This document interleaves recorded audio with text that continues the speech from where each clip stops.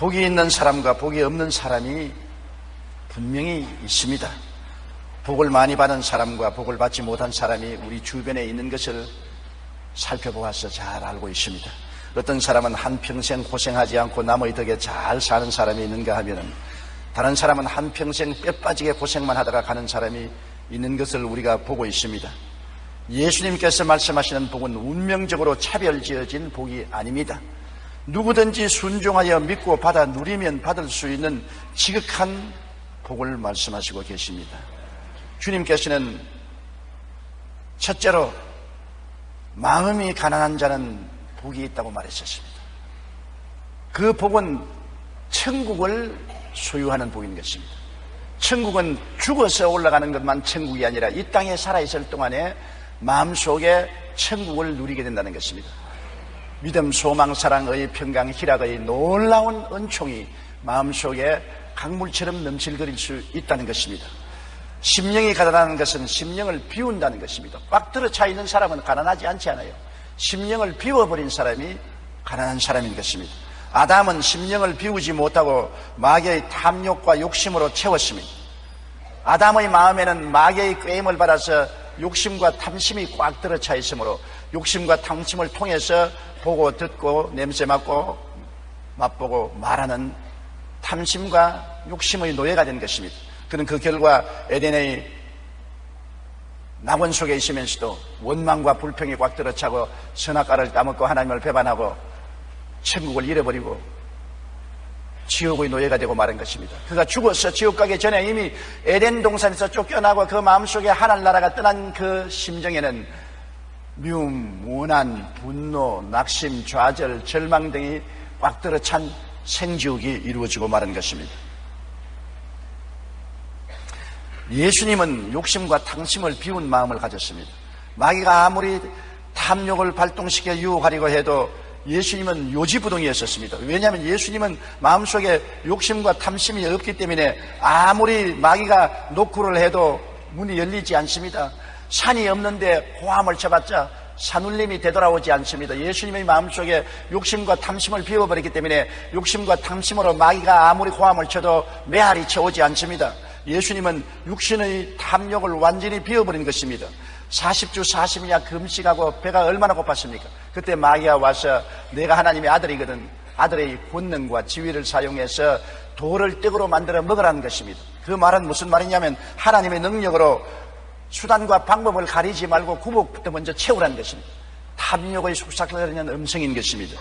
그때 예수님께서 대답하여 이르시되 기록되었을 때 사람이 떡으로만 살 것이 아니요 하나님의 입으로부터 나오는 모든 말씀으로 살 것이라 하였느니라. 단호하게 주님께서 마귀의 탐욕을 거부한 것은 주님 속에 탐욕이 없었기 때문인 것입니다. 떡으로만 살지 않는다, 하나님의 말씀으로 살 것이라고 말하셨습니다. 그러므로 마귀하고 통하지 않았었습니다. 마귀의 말에 메아리 쳐오는 음성이 없었습니다. 마귀는 예수님을 안목의 탐욕으로 유혹하려고 했습니다만 예수님은 지위나 명예를 탐하지 않았었습니다. 마귀는 말이를 너희 하나님의 아들의 권세와 위엄을 사용해서 명예를 얻어라, 높은 뾰충탑에 데리고 가서 뛰어내리라.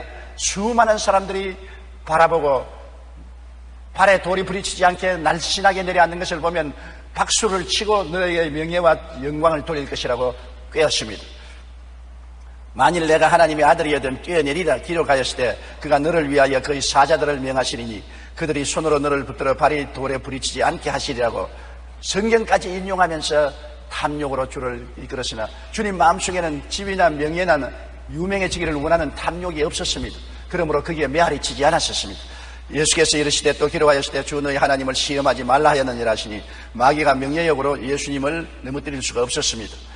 마귀는 예수님을 높은 산 위에 올라가서 세상 부귀 영화를 다 보이면서 내게 절하면 이것을 내게 주겠다는 것입니다. 예수님의 마음속에 부귀 영화 공명을 원하는 탐욕과 욕심이 없었습니다. 그러므로 그 욕심을 가지고서 아무리 유혹해도 메아리 치지 않습니다. 게임에 넘어가지 않습니다. 예수님은 사탄아 물러가라, 주 너 하나님만 섬기고 그에게만 절할 것이라고 하는 것입니다. 여러분, 마음속을 비워버린 사람에게는 아무리 세상 것을 가지고 욕심과 탕심으로 유혹해도 그 유혹에 넘어가지 아니하는 것입니다. 우리가 마음속에 세상 욕심과 탐심이 있으면 마귀는 욕심과 탐심을 가지고 우리를 유혹하는 것입니다. 마귀에게는 욕심과 탐심 이외에는 아무것도 없습니다. 아담과 하와도 욕심과 탐심으로 유혹했고 예수님도 욕심과 탐심으로 유혹했는데 아담은 마음을 비우지 못하고 예수님은 마음을 비웠었습니다. 그렇기 때문에 천국이 가득히 차 있어서 마귀의 세계가 들어올 수가 없었던 것입니다. 우리도 우리 마음의 탐심과 욕심을 비워버려야 되는데 어떻게 비워버립니까? 주님 앞에 나와서 회개와 통회와 자복으로 욕심과 탐심을 비워야 되는 것입니다. 회개하라, 천국이 가까워왔다는 말은 천국이 아무리 가까워도 마음에 세상의 욕심과 탐심이 꽉 들어 차 있으면 주님 나라가 들어올 틈이 없는 것입니다.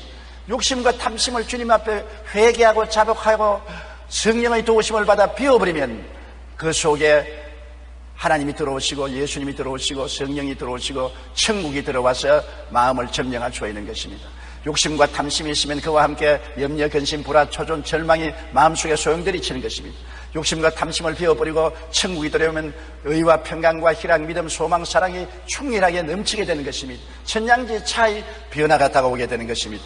성경에는 욕심이 잉태되면 죄를 짓고 죄가 자라면 사망을 갖고 온다고 말하는 것입니다. 욕심이 잉태되면 죄를 짓게 되는 것입니다. 죄는 정상적인 방법이 아닌 잘못된 방법으로 욕심을 채우려고 하는 것이 죄인 것입니다. 욕심이 생기면 죄를 짓게 되고 죄가 깊어지면 죽음이 다가오게 되는 것입니다. 에베소 4장 18절 19절에 그들의 총명이 어두워지고 그들 가운데 있는 무지함과 그들의 마음이 굳어짐으로 말미암아 하나님의 생명에서 떠나있도다. 그들이 감각 없는 자가 되어 자신을 방탕에 방임하여 모든 더러운 것을 욕심으로 행한다고 말하는 것입니다. 욕심이 들어오면 총명이 어두워지고 무지함과 마음이 굳어짐으로 말미암아 마귀의 종이 되고 마는 것입니다.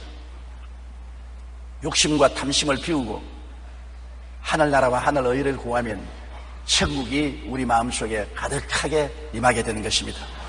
야고보 1장 14절에 보면 오직 각 사람이 시험을 받는 것은 자기 욕심에 끌려 미혹됩니다.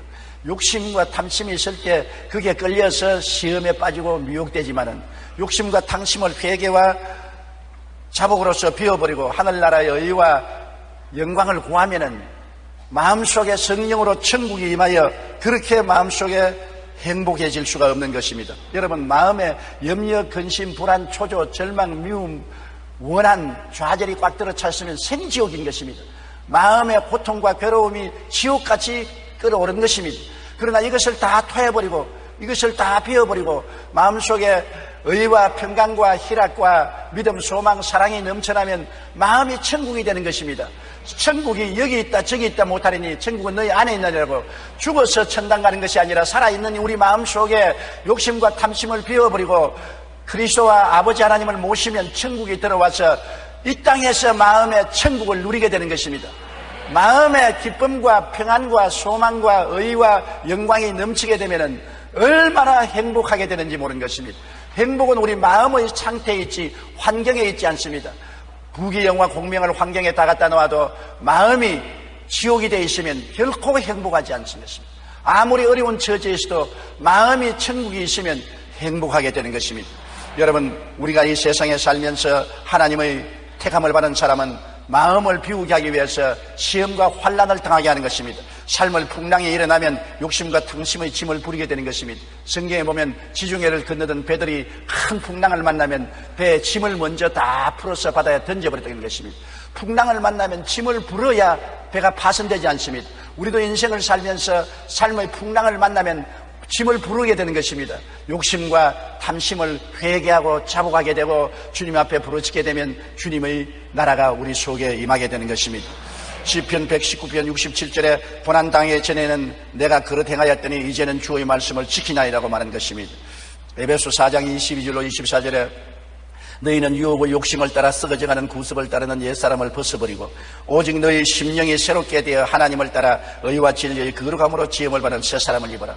새 사람을 입으면 좋겠는데 울어도 못하고 힘쓰도 못하고 애쓰도 못하는 것입니다. 인간의 힘으로 안 되니까 우리가 깨어지고 회개하고 욕심과 탐심을 자복하면 성령이 도와주셔서 우리 마음을 청소시켜 주시고 성령의 도움으로 말미암아 아버지와 아들이 우리 마음에 안주하여 계시고 천국이 우리 심령 속에 임하게 되는 것입니다.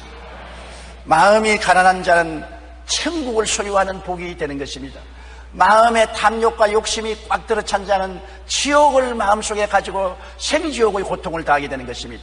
이 세상에 부귀영화 공명이 결코 행복을 갖다 주지 않습니다. 욕심과 탐심을 비워야 하늘나라가 임하시고 하늘나라가 와야 의와 평강과 희락과 믿음, 소망, 사랑으로 출렁이는 삶을 살아갈 수가 있는 것입니다. 행복은 마음의 상태에 있지 환경에 있지 않다는 것을 우리가 알아야 되는 것입니다. 우리는 불행한 이웃을 탓하고 환경을 탓합니다만 이웃과 환경이 우리에게 불행을 가져올 고난은 없습니다. 아무리 마귀가 꾀어도 예수님은 마귀의 꾀임에 넘어가지 않았습니다. 마음에 탐욕과 욕심이 없으면 이웃의 어떠한 어려움에도 환경에도 우리는 고난을 당할 이유가 없는 것입니다. 마음에 하늘나라가 임할 수 있는 것입니다. 둘째로 주님께서는 애통하는 자는 복이 있나니 위로를 받을 것이라고 했습니다. 애통이란 무엇인 것입니까? 자기의 부족함을 알고 탄식하고 슬퍼하는 것을 말하는 것입니다. 자만하는 사람은 애통하지 않습니다. 자기가 잘났다고 생각하고 이만하면 되었다고 생각하는 사람은 어깨 쭉 펴고 주먹을 쥐고 금방지게 턱을 높이 들고 자만하지 애통하지 않습니다. 애통하는 사람, 가슴을 치는 사람은 자기가 얼마나 못나고 처참하고 모자란 사람인 것을 깨달아 알았을 때 가슴을 치고 탄식하는 것입니다. 그것을 헝그리 스피릿이라고 말합니다. 심신이 배고픈 사람을 말하는 것입니다. 자기가 심신이 배고픈 헝그리 스피릿을 가지고 있는 사람은 어찌하든지 배고픔을 면하려고 자기의 배고픔을 채우려고 노력하게 되는 것입니다. 시편 34편 18절에 야훼는 마음이 상한 자를 가까이 하시고 중심으로 통회하는 자를 구원하시는도다. 마음이 상해서 자기 부족함을 탄식하고 슬퍼하면 주님께서 와서 축복하시고 위로해 주시는 것입니다. 세계적인 원자력 전문가인 정근모 박사는 늘 1등 인생에 익숙한 사람이어서 마음에 애통함이 없었습니다. 경기 중고등학교를 수석으로 입학한 후에 경기고등학교 시절에는 4개월 만에 월반하여 서울대학교에 차석으로 입학한 천재였습니다. 24살에 우리나라 유학생으로 제일 먼저 어린 나이에 미국 플로리다 대학교에서 박사학위를 받고 교수가 되어서 꼬마 교수라는 이름을 얻었습니다. 미국 시민권을 얻고 미국의 과학계에 두각을 나타내는 놀라운 원자 전문한 학자였던 것입니다. 승승장구하며 나아가던 어느 날 갑자기 그의 아들이 심부정증으로 투병 생활을 하게 되어 지금까지 1등 인생에 있던 그에게 큰 고통이 찾아왔습니다. 이 세상의 부모에게 가장 괴로움은 자식이 고통당하는 것입니다. 자식이 신장이 망가져서 신부정증이 되어서 죽어가는데 이 세상 1등 인생이 무슨 소용이 있는 것입니까? 너무나 마음에 고통스러운 것입니다. 아들에게 자기 신장을 떼주는 과정에서 그는 하나님을 만나 중생을 체험했습니다. 그리고 그는 이들의 질병으로 인한 애통함이 없었더라면 그가 하나님 앞으로 나오는 일은 없을 것이라고 고백한 것입니다. 사랑하는 아들에게 닥친 죽음을 바라보고 얼마나 땅을 치고 애통하고 인간의 지혜와 총명과 모략과 재능으로 아무것도 할 수 없는 것을 깨닫고 회개하고 그때 예수님을 믿고 하나님께 두 손 들고 나온 것입니다. 그래서 정근모 박사가 구원받은 사람이 되고 구원을 받고 난 다음 뭘 해야 되겠는가? 조국과 민족을 위해서 일해야 되겠다고 미국 시민권 포기하고 한국으로 나와서 과학처 장관도 하고 전력회사 사장도 하고 오늘날 총장으로서 일하고 있는데 그가 교만하고 오만하고 자기 만족으로 꽉 들어찬 인생이 아들이 신부정증에 걸림으로 애통하게 되었다는 것입니다. 애통하는 사람이 하나님의 위로를 받을 수가 있는 것입니다. 애통하지 않은데 하나님께서 도와주려고 말씀하지 않습니다. 너희는 내게 부르짖어라. 누가 부르짖습니까? 애통하는 사람이 부르짖는 것입니다. 그러면 내가 응답하겠고 내가 알지 못한 크고 은밀한 일을 보여주려고 말씀하신 것입니다. 애통하는 자는 복이 있나니 제가 위로를 받을 것임이라는 하나님의 위로가 임하는 것입니다. 애통하는 젊은이가 성공한 것입니다. 젊은이들이 놀러나 다니고 유흥업소나 들락거리고 돈이나 쓰고 번질하게 좋은 옷만 입고 다니면 애통하지 않은 마음을 가지고 있는 사람은 내일이 뻔합니다. 내일에 성공이라는 위로가 없는 것입니다. 그러나 잠을 자지 아니하고 호학을 해가면서 애통하는 마음으로 가난을 대물림하지 않겠다, 이 고통을 대물림하지 않겠다는 결심을 가지고 노력하는 사람은 위로가 다가오는 것입니다. 어떤 위로냐? 축복과 성공의 위로가 다가오는 것입니다. 지금 마음에 애통하는 사람은 장차 위로를 받고 즐거움을 얻게 되는 것입니다. 지금 웃고 즐기는 사람은 장차 울게 되는 것입니다. 지금 내 마음에 가난해야, 헝그리 스피릿가 있어야 이 가난을 면하기 위해서 뼈 빠지는 고생을 하고 노력을 하고 애를 썼기 때문에 축복이 다가오는 것입니다. 하나님은 애통하는 마음을 가지고 노력하는 자에게 축복을 해주는 것입니다. 우리가 운동선수들을 보면 복싱선수나 육상선수나 다 가난한 사람들이 성공하는 것을 보았습니다. 라면만 먹고 뛰고 라면만 먹고 복싱 연습을 하는 사람은 눈에 핏줄을 세우고 노력하는 것입니다. 왜냐하면 애통하기 때문에 자기의 생활이 너무나 가난하고 교육도 받지 못하고 사회적으로 뒤처진 처지를 면하기 위해서 결심하고 육상을 뛰고 복싱 연습을 하고 운동 경기에 노력을 다해서 한국에서 두각을 나타내고 세계적인 인물이 되는 것을 우리는 종종 보았습니다. 세계적인 육상 선수, 세계적인 복싱 선수, 이러한 사람들이 다 헝그리 스피릿을 가진 사람, 배고픈 사람, 애통하는 사람들이 일어나서 유명한 인사가 되고 마음에 큰 위로를 받게 된 것입니다. 야고보서 4장 9절로 10절에 슬퍼하며 애통하며 울지어다. 너희 웃음을 애통으로 너희 즐거움을 근심으로 바꿀지어다. 주 앞에서 낮추라. 그리하면 주께서 너를 높이시리라고 말씀한 것입니다. 여러분, 애통하는 성도가 성령 충만하고 응답의 복을 받습니다. 자기 신앙에 만족하고 기도도 하지 않고 말씀도 읽지 않고 그드렁거리는 성도치고 성령 충만한 사람 봤어요? 내가 은혜가 모자라고 내가 인격적으로 부족하고 내가 하나님께 가까이 가지 못하니 너무나 답답한 일이다. 좀 더 하나님을 알고 좀 더 주님의 은혜를 받고 좀 더 성령 충만하고 좀 더 능력 있는 삶을 살겠다는 애통한 마음으로 새벽기도 나오고 철야기도 하고 혹은 금식기도 하고 산상기도도 하고 부르짖고 외치고 하나님을 찾으면은 하나님이 그 마음속에 은혜로 채워주셔서 위로해 주시는 것입니다. 애통하는 성도, 애통하는 교회가 축복을 받습니다. 우리 한국에 지금 100주년 대회를 위해서 온 한국 교회가 모여서 기도하고 애통하고 있는 것입니다. 평양 장대현 교회에서 임했던 성령 역사가 100년 후에 우리 한국 땅에 임하여 달라고 온 한국 교회가 모일 때마다 기도하고 통곡하고 부르짖고 애통하고 있는 것입니다. 이것이 우리 한국 교회의 성령 운동의 위로가 임할 징조인 것입니다. 애통하는 자는 복이 있나니 저희가 위로를 받게 되어 있는 것입니다. 자만하고 만족해서 부르짖지도 않냐고 기도하지 않냐고 그드렁거리면 하나님이 결코 부흥이라는 위로를 허락하여 주지 아니하는 것입니다. 여러분, 사무엘상 1장 11절에 보면 만군의 야훼여 만일 주의 여종의 고통을 돌아보시고 나를 기억하사 주의 여종을 잊지 아니하시고 주의 여종에게 아들을 주시면 내가 그의 평생에 그를 야훼께 드리겠다고 한나가 말했습니다. 한나는 분인나가 심히 격분케 함으로 마음이 괴로워서 야훼 앞에 애통하며 통곡한 것입니다. 한나가 브넷나가 그렇게 하지 않았으면 애통하지 않았을 것입니다. 한나는 엘가나의 첫째 아내고 브넷나는 둘째 아내입니다. 둘째 아내는 아들을 쑥쑥 내가지고서 잘 사는데 첫째 아내인 한나는 자식이 없었습니다. 그런데 브넷나가 애통하지 않도록 아이고 형님 자식이 없으면 어떨까요? 뭐 내 자식이 형님 자식 아닙니까? 내 자식을 형님 자식으로 하세요. 그리고 위로해 주었으면 브넷나가 그만 마음에 편안히 가지고 기도 안 했을 것입니다. 그러나 브넷나가 자식도 못 낳는 처지에 무슨 첫째 마누라냐? 마누라 내놓아라. 내가 첫째가 되고 싶다. 네가 무슨 첫째 마누라냐? 자식 낳아봐라. 낳아봐라. 너무나 마음에 고통스럽고 괴롭기 때문에 성전에 올라가서 한나가 애통했습니다. 그 결과 하나님께서 애통함을 들으시고 위로해서 아들을 주었는데 사무엘을 주신 것입니다. 애통하는 자는 복이 있나니 저희가 위로함을 받게 되는 것입니다.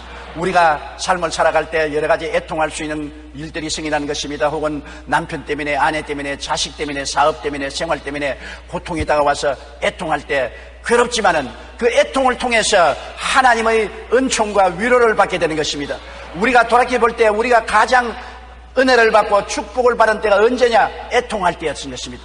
고난을 통해서 가슴을 치고 통곡하고 애통할 때 하나님이 찾아오셔서 응답해 주시고 체험해 주시고 위로해 주시고 신앙이 한 단계 발전한 것을 우리가 체험할 수가 있는 것입니다. 애통하는 자는 복이 있나니 위로함이 임하는 것입니다. 애통하기를 거치면 위로도 거칩니다.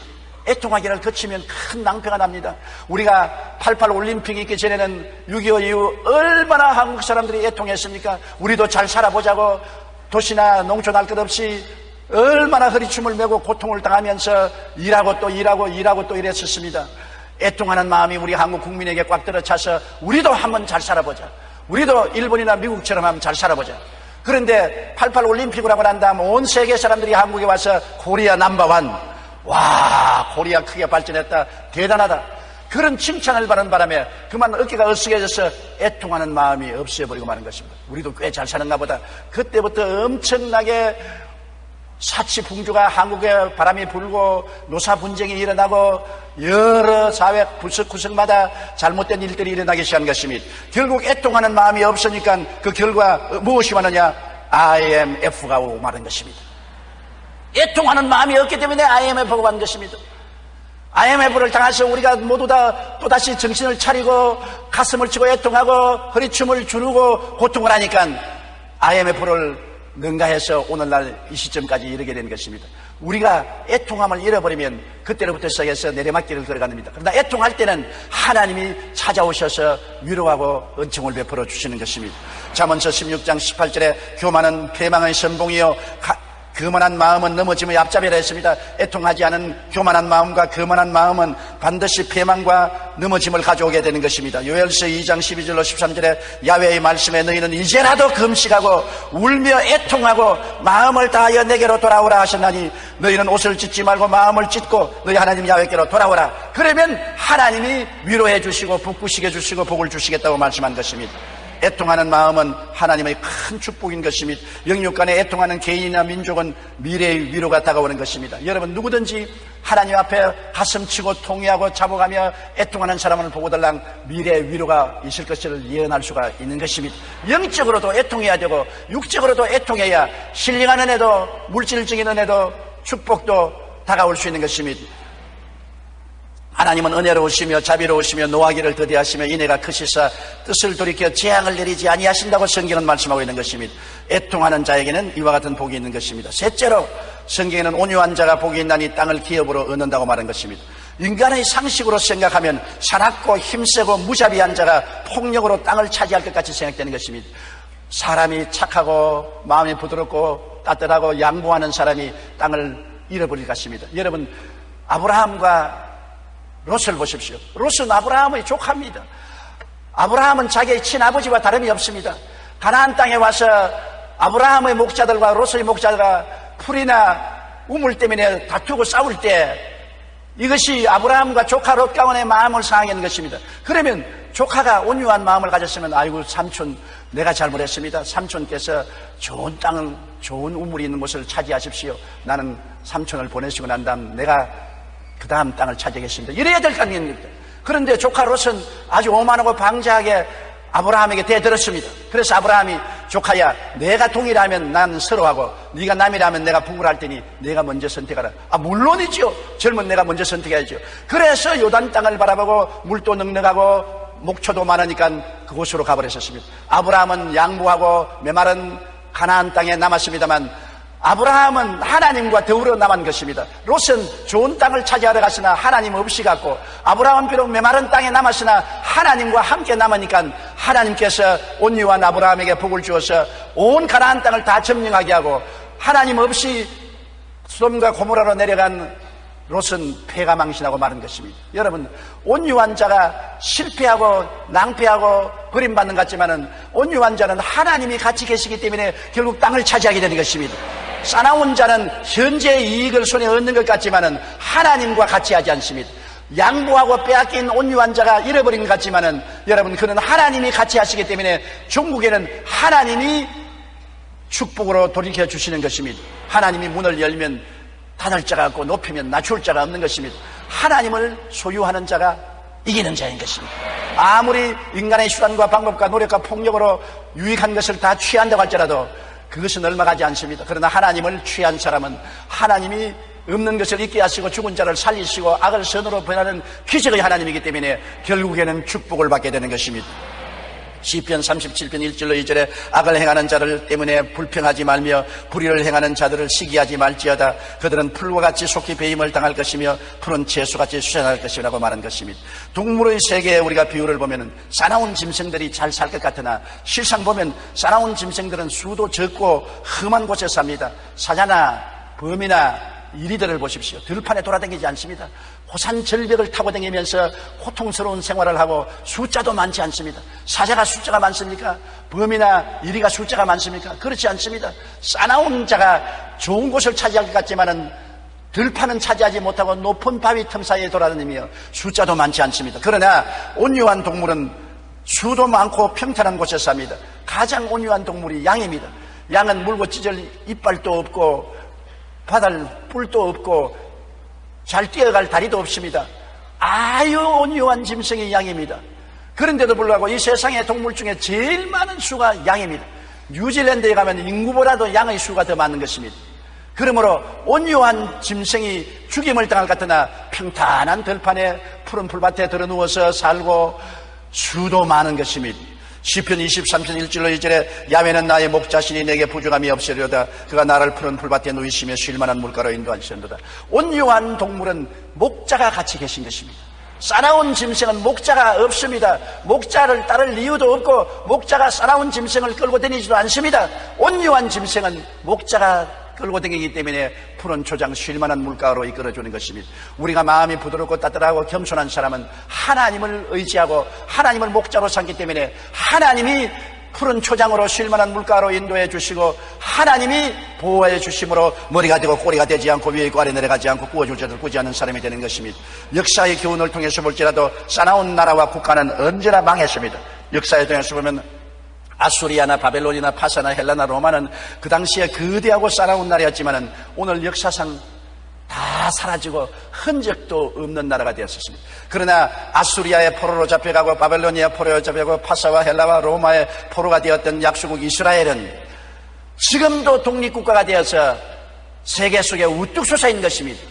역사상 그렇게 싸나운 나라들은 다 망해서 흔적도 없는데 그들에게 짓밟히고 고난당한 이스라엘 소수민족은 지금도 나라를 세우고 독립국가를 세우고 세계적으로 영향력을 미치는 나라로서 존재하고 있는 것입니다. 제2차 세계대전과 공산주의 교훈을 보아도 아는 것입니다. 독일이 얼마나 싸나운 나라였었습니까? 온 유럽을 다 석분할 것 같았지만 싸나운 나라는 망했습니다. 일본이 사납게 일어나서 대동아 전쟁을 일으키고 온 대동아를 다 점령하려 했지만 망해버리고 마는 것입니다. 온유한 나라들이 짓밟히고 찢기고 죽는 것 같지만은 다 살아 일어나고 부활한 것입니다. 공산주의가 일어나서 온 세계를 공산화하려고 얼마나 많은 사람을 죽이고 고통을 괴로움을 가해왔습니다. 그러나 공산주의는 70년 만에 망해버리고 마는 것입니다. 여러분, 싸나운 개인이나 민족은 반드시 망합니다. 시편 76편 9절에 하나님의 땅의 모든 온유한 자를 구원하시려고 심판하러 일어나신다고 말한 것입니다. 온유한 자의 목자는 하나님이 되시기 때문에 하나님께서 온유한 자의 편에 서서 일하는 것입니다. 온유한 사람이 결국 땅을 기업으로 얻게 되는 것입니다. 시편 37편 9절로 11절에 진실로 악을 행하는 자들은 끊어질 것이나 야훼를 소망하는 자들은 땅을 차지하리로다. 잠시 후에 악인이 없어지리니 내가 그곳을 자세히 살필지라도 없으리로다. 그러나 온유한 자들은 땅을 차지하며 풍성한 화평으로 즐기리로다. 악인은 하나님과 대결하게 되는 것입니다. 온유한 자는 하나님이 목자가 되시는 것입니다.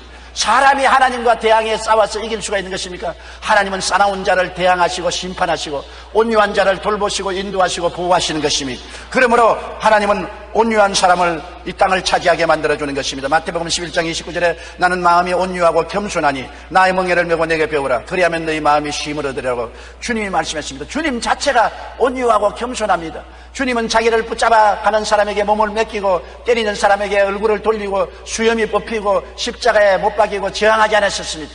마음이 부드럽고 온유하고 따뜻한 분이었었습니다. 로마의 군인들과 유대인들은 예수 그리스도를 싸납게 몰아치고 십자가에 죽여서 그들이 이겼다고 생각했지만 우리가 돌아보십시오. 로마와 싸나운 유대 군인들은 온데간데 없고 예수님은 만왕의 왕 만주의 주로 우뚝 서 계신 것입니다. 온유한 자가 천지를 점령하신 것입니다. 골로새 3장 12절로 13절에 그러므로 너희는 하나님의 택하사 거룩하고 사랑받는 자처럼 긍휼과 자비와 겸손과 온유와 오래 참음을 옷 입고 누가 누구에게 불만이 있거든 서로 용납하여 피차 용서하되 주께서 너희를 용서하신 것 같이 너희도 그리하라고 말씀한 것입니다. 오늘 주님이 주시는 팔복 중에 3가지 복을 알아보았었습니다. 다음 2주간 계속해서 팔복 강의를 하겠습니다. 하나님이 주시는 복은 예수님을 믿고 순종하는 자에게는 차별 없이 주기 때문에 우리는 깨닫고 배워서 복을 받을 수가 있는 것입니다. 마음이 가난해서 천국을 이 땅에서 벌써 가지고 살고 애통하여 주님께 부르심으로 응답받는 위로를 우리가 체험하게 되고 온유하고 겸손해서 하나님을 믿고 따름으로 말미암아 결국에 영혼이 잘 되고 범사에 잘 되며 강건한 성공을 이 땅에서 얻을 수가 있는 것입니다. 이러기 때문에 이러한 마음가짐을 우리가 가져야 그릇이 준비되는 것입니다. 준비된 그릇이 복을 받게 되는 것입니다. 그러므로 우리는 하나님께 하나님이여 마음의 욕심과 탐심을 다 비워버리고 마음이 가난하게 도와주시옵소서. 천국이 마음을 점령하게 도와주시옵소서. 아버지와 아들과 성령 삼위일체가 마음을 점령하게 도와주시옵소서. 항상 애통하는 마음을 잊지 마십시오. 만족하고 이만하면 되었다고 자만하지 마십시오. 한그리 스피리트를 가지십시오. 더 많은 은혜를 받기 위하여 애통하십시오. 더 많은 은총을 받기 위하여 애통하고 부르짖으십시오. 위로가 다가오게 되는 것입니다. 여러분, 온유하십시오. 주먹은 주먹으로, 이는 이로, 총은 총으로, 칼은 칼로 맞대결하면 다 망하는 것입니다. 오른편 뺨을 치면 왼뺨을 돌려대며, 송사하여 그것을 가지려면 조국까지 주며, 억지로 오리를 가지면 심리를 가는 온유하고 겸비한 마음을 가진 사람은 하나님이 그 편에 서 계신 것입니다. 하나님이 우리 편에 서 있으면 두려울 것이 아무것도 없는 것입니다. 하나님 없이 아무리 큰 소리하고 주먹을 휘어두르고 움켜쥐어도 아무것도 하나님 손에서 빼앗을 수가 없는 것입니다. 결국은 사나운 자는 온유한 자를 위해서 예비하고 준비할 따름인 것입니다. 이와 같은 마음의 태도를 준비하는 그 사람은 내일이 있고 영광이 있고 축복이 있겠다는 것을 알게 되시기를 주님 이름으로 축원합니다. 우리 고개 숙여 기도드리겠습니다. 하나님, 우리 아버지여, 우리가 참으로 복을 받고 살 수 있는 마음의 태도를 가르쳐 주신 것을 감사합니다. 준비하지 않은 사람은 축복이 와도 받을 수가 없지 않습니까? 마음이 가난하게 도와주시옵시고, 애통하게 도와주시옵시고, 온유한 마음을 갖고 살게 도와주시옵소서. 세상 철학을 따르지 말고, 세상 지혜를 따르지 말고 하나님의 지혜를 따르는 우리들이 되게 도와주시옵소서. 성령이여, 우리 마음을 깨닫게 해주시옵소서. 참으로 복받은 사람이 되게 하여 주시옵소서. 예수님 이름으로 기도드리옵나이다. 신분이란 제목으로 은혜를 함께 나누겠습니다. 저는 아프리카 여러 나라를 다녀보았습니다. 저들의 가난과 후진적 사회상을 보고 가슴이 무척 쓰리고 아팠습니다. 저들 개인이나 국가를 잘 살게 할 수 있는 길이 아득하게 멀어만 보였습니다. 그러나 길이 없는 것은 아닙니다. 저들에게 일시적 생필품의 원조로 잘 살게 할 수는 없습니다. 저들의 신분을 변화시켜 줘야만 됩니다. 그 신분의 변화는 다른 것이 아닌 교육을 통해서만 가능합니다. 미국같이 다인종 사회에서 소수민족의 생활 향상은 교육을 통하여 신분을 향상시켜 주어야만 합니다. 유대민족은 나라를 잃고 온 세계에 흩어져 2000년 동안 난민의 생활을 했습니다. 그들이 나라 없는 민족의 서러움과 박해에도 불구하고 세계 금융계, 교육계, 과학계를 주름잡는 상층 신분을 갖고 사는 이유는 훌륭한 자녀 교육 덕택인 것입니다. 우리 그리스도인들도 승리로운 삶을 살기 위해서는 말씀으로 교육을 받아 예수님 안에서 자기의 신분을 확실히 깨달아 알아야만 되는 것입니다. 자기 신분을 모르면 모래 위에 지은 집 같아서 시험의 바람과 창수가 부딪히면 그냥 쓰러지고 무너져 버리고 맙니다. 굳건한 믿음은 확실한 신앙 신분에 대한 이해의 토대 위에서 가질 수가 있는 것입니다. 그러면 오늘 우리가 생각해 보자 하는 것은 첫째로 인간의 신분으로 오신 예수님을 생각해 보고자 하는 것입니다. 여러분, 첫 아담의 처음 신분은 그 후손들인 오늘날 사람들과는 확실히 다릅니다. 아담은 하나님과 가까운 하나님의 형상과 모양대로 지음받은 신분을 가지고 있습니다. 아주 고상한 신분입니다. 지상 만물의 지배자여 다스리는 왕으로 지음을 받은 신분을 가지고 있고 죽지 않은 삶의 신분을 가지고 있었습니다. 창세기 1장 26절 이하에 보면 하나님이 가라사대 우리의 형상을 따라 우리의 모양대로 우리가 사람을 만들고 그로 바다의 고기와 공중의 새와 육축과 온 땅에 기는 모든 것을 다스리게 하자. 여러분, 하나님 성부, 성자, 성령께서 말씀하기를 우리의 형상과 우리의 모양을 따라 사람을 만든다고 했으니 사람의 신분은 모든 동식물보다 높고 천사보다 높고 아주 고귀한 신분을 가지고 지음을 받았습니다.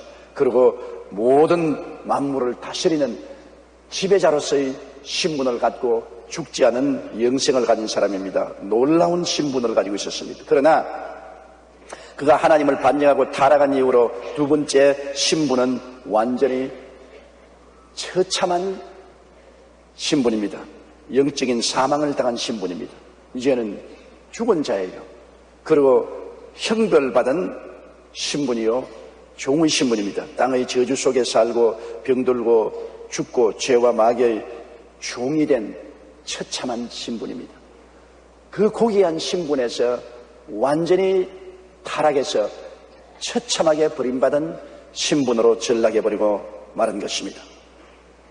그런데 이 전락한 처참한 신분 때문에 사람들은 죄의 지배를 당하고 세상과 마귀의 노예가 되고 병들고 가난하고 헐벗고 굶주리고 죽고 불행한 인간이 되고 마는 것입니다. 신분이 비천하면 생활도 비천하게 된 것입니다. 원래 아담과 하와의 고상한 신분은 에덴 동산에서 살게끔 지원받았습니다. 신분이 고상한 즉 낙원에 살게 되었는데 신분이 타락하고 비극적인 신분이 되자 종의 신분으로 타락하고 비극적인 삶을 살게 된 것입니다. 모든 삶의 환경은 신분에 따라가는 것입니다. 신분이 고상하면 환경도 고상한 곳에 살게 되는 것입니다. 신분이 비천하면 생활 환경도 비천하게 되어버리고 마는 것입니다. 그래서 사람들은 타락한 이후로 비천한 신분 가운데서 죄와 슬픔, 저주와 고통, 죽음의 고난 가운데 허덕이고 도저히 헤어날 수 없습니다. 인간을 구출할 수 있는 길은 교육도 아니고 과학도 아니고 원조도 아니고 신분상 하나님 앞에 변화를 받아야 되기 때문에 인간의 신분을 끌어올리기 위해서 하나님의 아들 예수 그리스도께서 하나님의 신분을 버리고 사람의 신분으로 인간 세계에 오시게 된 것입니다. 사람을 건지기 위해서는 사람의 신분으로 오셔야만 하기 때문에 예수님은 인간의 육신을 쓰시고 오신 것입니다. 요한복음 1장 14절에 말씀이 육신이 되어 우리 가운데 거하시며 우리가 그 영광을 보니 아버지의 독생자의 영광이요 은혜와 진리가 충만하더라고 했습니다. 히브리서 2장 14절로 15절에 그도 또한 한 모양으로 혈육에 함께 속하심은 사망으로 말미암아 사망의 세력을 잡은 자 곧 마귀를 없이 하시며 또 죽기를 무서워함으로 일생에 매여 종로로 다는 모든 자들을 놓아주려 함이라. 인간의 신분으로 오셔서 종된 인간을 구출하기 위해서 주님께서 희생하겠다는 것을 보여주는 것입니다. 주님은 죄 없으시면서 죄인이 되어 오셨습니다. 죄인이 아닌데 죄인의 신분으로 오신 것입니다. 로마서 8장 3절로 4절에 율법이 육신으로 말미암아 연약하여 할 수 없는 그것을 하나님은 하시나니 곧 죄를 인하여 자기 아들을 죄 있는 육신의 모양으로 보내어 육신의 죄를 정하사 육신을 쫓지 않고 그 영을 쫓아 행하는 우리에게 율법의 요구를 이루어지게 하렵니다. 죄가 없는데도 죄 있는 인간의 육신, 인간의 신분으로 보내셔서 인간 대신하여 죄를 담당하여 죄의 허리를 꺾어버리게 하시려고 하나님이 하셨다는 것입니다. 고린도후서 5장 21절에는 하나님이 죄를 알지도 못하신 자로 우리를 대신하여 죄를 삼으신 것은 우리로 하여금 저희 안에서 하나님의 의가 되게 하려 했습니다. 죄악의 처참한 노예가 된 우리들을 하나님 앞에서 의로운 하나님의 자녀의 신분을 얻게 하기 위해서 우리 대신 죄를 짊어지게 하셨다는 것입니다. 더구나 예수님은 병이 없으면서도 병든 인간의 신분을 가지고 오셨습니다. 주님은 병을 전혀 알 수도 없고 병들 수도 없는 영원한 하나님이십니다. 그런데 병드는 인간의 신분을 가지고 오셔서 인간의 모든 연약과 병을 짊어지고 십자가에 올라가신 것입니다. 마태복음 8장 11절에 이는 선지자 이사야로 하신 말씀에 우리 연약한 것을 친히 담당하시고 병을 짊어지시듯 함을 이루려 하십니다. 예수님은 십자가에서 몹시 병들었습니다. 그 머리끝부터 발끝까지 온갖 형언할 수 없는 질병으로 고통을 당하셨습니다. 그것은 병이 없는데도 불구하고 인간을 건지기 위해서 병든 신분으로 십자가에 매달리신 것입니다. 예수님은 저주받지 않으셨으나 저주받은 인간의 신분으로 오신 것입니다. 예수님은 축복의 근본인 하나님이시여 하나님의 아들이신데 저주받은 인간의 신분으로 오셔서 이 땅에서 주님께서 풍천 노석을 하시면서 온갖 인간의 고통을 다 당하고 인간의 저주를 짊어지셨습니다. 갈라디아서 3장 13절에 그리스도께서 우리를 위하여 저주를 받은 바 되서 율법의 저주에서 우리를 속량하셨으니 기록된 바 나무에 달린 자마다 저주 아래 있는 자라 하였음이라고 했습니다. 주님은 죽을 수 없으신데 죽을 수밖에 없는 신분으로 오신 것입니다. 하나님이 어떻게 죽으십니까? 하나님은 죽을 수 없습니다. 그런데도 인간의 몸을 쓰고 인간의 신분으로 오셔서 인간의 죽음을 대신 짊어지고 무덤에 들어가서 죽음과 싸워 이기고 사흘 만에 부활해서 일어나신 것입니다. 예수님은 우리와 연합하여 십자가에 달리신 것입니다. 로마서 6장 6절로 7절에 우리가 알거니와 우리 옛사람이 예수와 함께 십자가에 못 박인 것은 죄의 몸이 멸하여 다시는 우리가 죄에게 종로로 하지 아니하려 함이니 이는 죽은 자가 죄에서 벗어나 의롭다 하심을 얻었습니다. 주님이 십자가에 못 박인 것은 우리의 신분을 가지고서 못 박였으므로 우리가 주님과 함께 못 박인 것이 되고 마는 것입니다. 예수 죽음 내 죽음, 예수 무덤 내 무덤, 예수 승리 내 승리, 예수 부활 내 불활이 되게 만들어 주신 것입니다. 그러므로 오늘 둘째 우리가 알아야 될 것은 예수님이 우리 신분이 되어서 죽었다가 부활하심으로 우리는 예수님 안에서 그리스도의 신분을 담게 된 것입니다. 예수님은 하나님이 우리의 신분을 가지고 오시는데 이제는 주님이 죽었다가 부활하심으로 우리를 예수 그리스도의 부활하신 신분으로 끌어올리셨다는 것입니다. 그러므로 예수 믿는다는 것은 신분상 변화를 말합니다. 아담의 타락한 자손의 신분을 가졌다가 그리스도 안에서 이제는 용서받고 의롭다함을 얻고 부활한 하나님의 아들의 신분에 동참을 하게 된 것입니다. 예수님의 신분을 우리가 얻게 된 것입니다. 로마서 6장 3절로 5절에 무릇 그리스도 예수와 합하여 세례받은 우리는 그의 죽으심과 합하여 세례받은 줄을 알지 못하느냐. 그러므로 우리가 그의 죽으심과 합하여 세례를 받음으로 그와 함께 장사되었나니 이는 아버지의 영광으로 말미암아 그리스도를 죽은 자 가운데서 살리심과 같이 우리도 또한 새 생명 가운데서 행하게 하려 합니다. 만일 우리가 그의 죽으심을 본받아 연합한 자가 되었으면 또한 그의 부활을 본받아 연합한 자가 되리라. 우리는 그리스도와 연합한 자가 되어 그리스도와 함께 연합해서 죽었으면 무덤에 연합해서 함께 들어가고 부활했을 때 그리스도와 함께 연합해서 부활했으므로 이제는 부활의 신분에 우리는 동참하게 된 것을 알아야만 하는 것입니다. 우리는 의롭고 영광된 신분을 그리스도를 통해서 얻게 된 것입니다. 이 이상도 죄악과 저주의 더러운 신분이 아닙니다. 그리스도 안에서 용서와 의로운 신분을 받고 하나님의 영광에 참여하는 장엄한 신분을 얻었습니다. 여러분은 신분상의 거대한 변화를 예수 그리스도 안에서 얻은 것입니다. 이제는 종의 신분이 아닙니다. 하나님의 아들의 영광에 참여하는 의로운 신분을 얻은 것입니다. 그리고 우리는 거룩하고 성령 충만한 신분을 얻었습니다. 세상과 마귀에 잡혀서 더럽고 추하고 비참하던 우리들이 그리스도로 말미암아 이제는 거룩하고 성령 충만한 신분에 참여하게 된 것입니다. 디도서 3장 6절로 7절에 성령을 우리 구주 예수 그리스도로 말미암아 우리에게 풍성히 부어주사 우리로 저 은혜를 힘입어 의롭다 하심을 얻어 영생의 소망을 따라 후사가 되게 하려 하십니다. 예수 그리스도의 은혜로 말미암아 이제는 성령 충만을 받고 거룩함을 받아 새로운 신분이 되어 하나님의 자녀로서 그리스도와 함께 하늘나라의 후사가 되게 주님 만들어 주신 것입니다. 그리고 우리는 이제 치료받고 병에서 해방된 신분을 얻게 된 것입니다. 우리 신분이 그래요. 우리 신분은 병에서 치료받고 건강을 얻어야 될 신분을 가지고 있는 것입니다. 신분이 달라졌습니다. 옛날 신분은 질병에 놓여요. 질병에 도역질 당하고 죽임을 당하고 멸망을 당하던 신분이었는데 이제는 우리가 신분이 상승이 되었습니다. 다시 말하면 새의 신분에서 매의 신분이 되었습니다. 토끼의 신분에서 사자의 신분이 되었습니다. 이제는 병에 쫓기던 우리가 병을 쫓을 수 있게 되었습니다. 병에 짓밟히던 우리가 병을 짓밟을 수 있는 신분상의 변화가 다가오게 된 것을 알아야 되는 것입니다. 베드로전서 2장 24절에 친히 나무에 달려 그 몸으로 우리 죄를 담당하셨으니 이는 우리로 죄에 대하여 죽고 의에 대하여 살게 하려 하심이라. 제가 채찍에 맞음으로 너희는 나음을 얻었나니.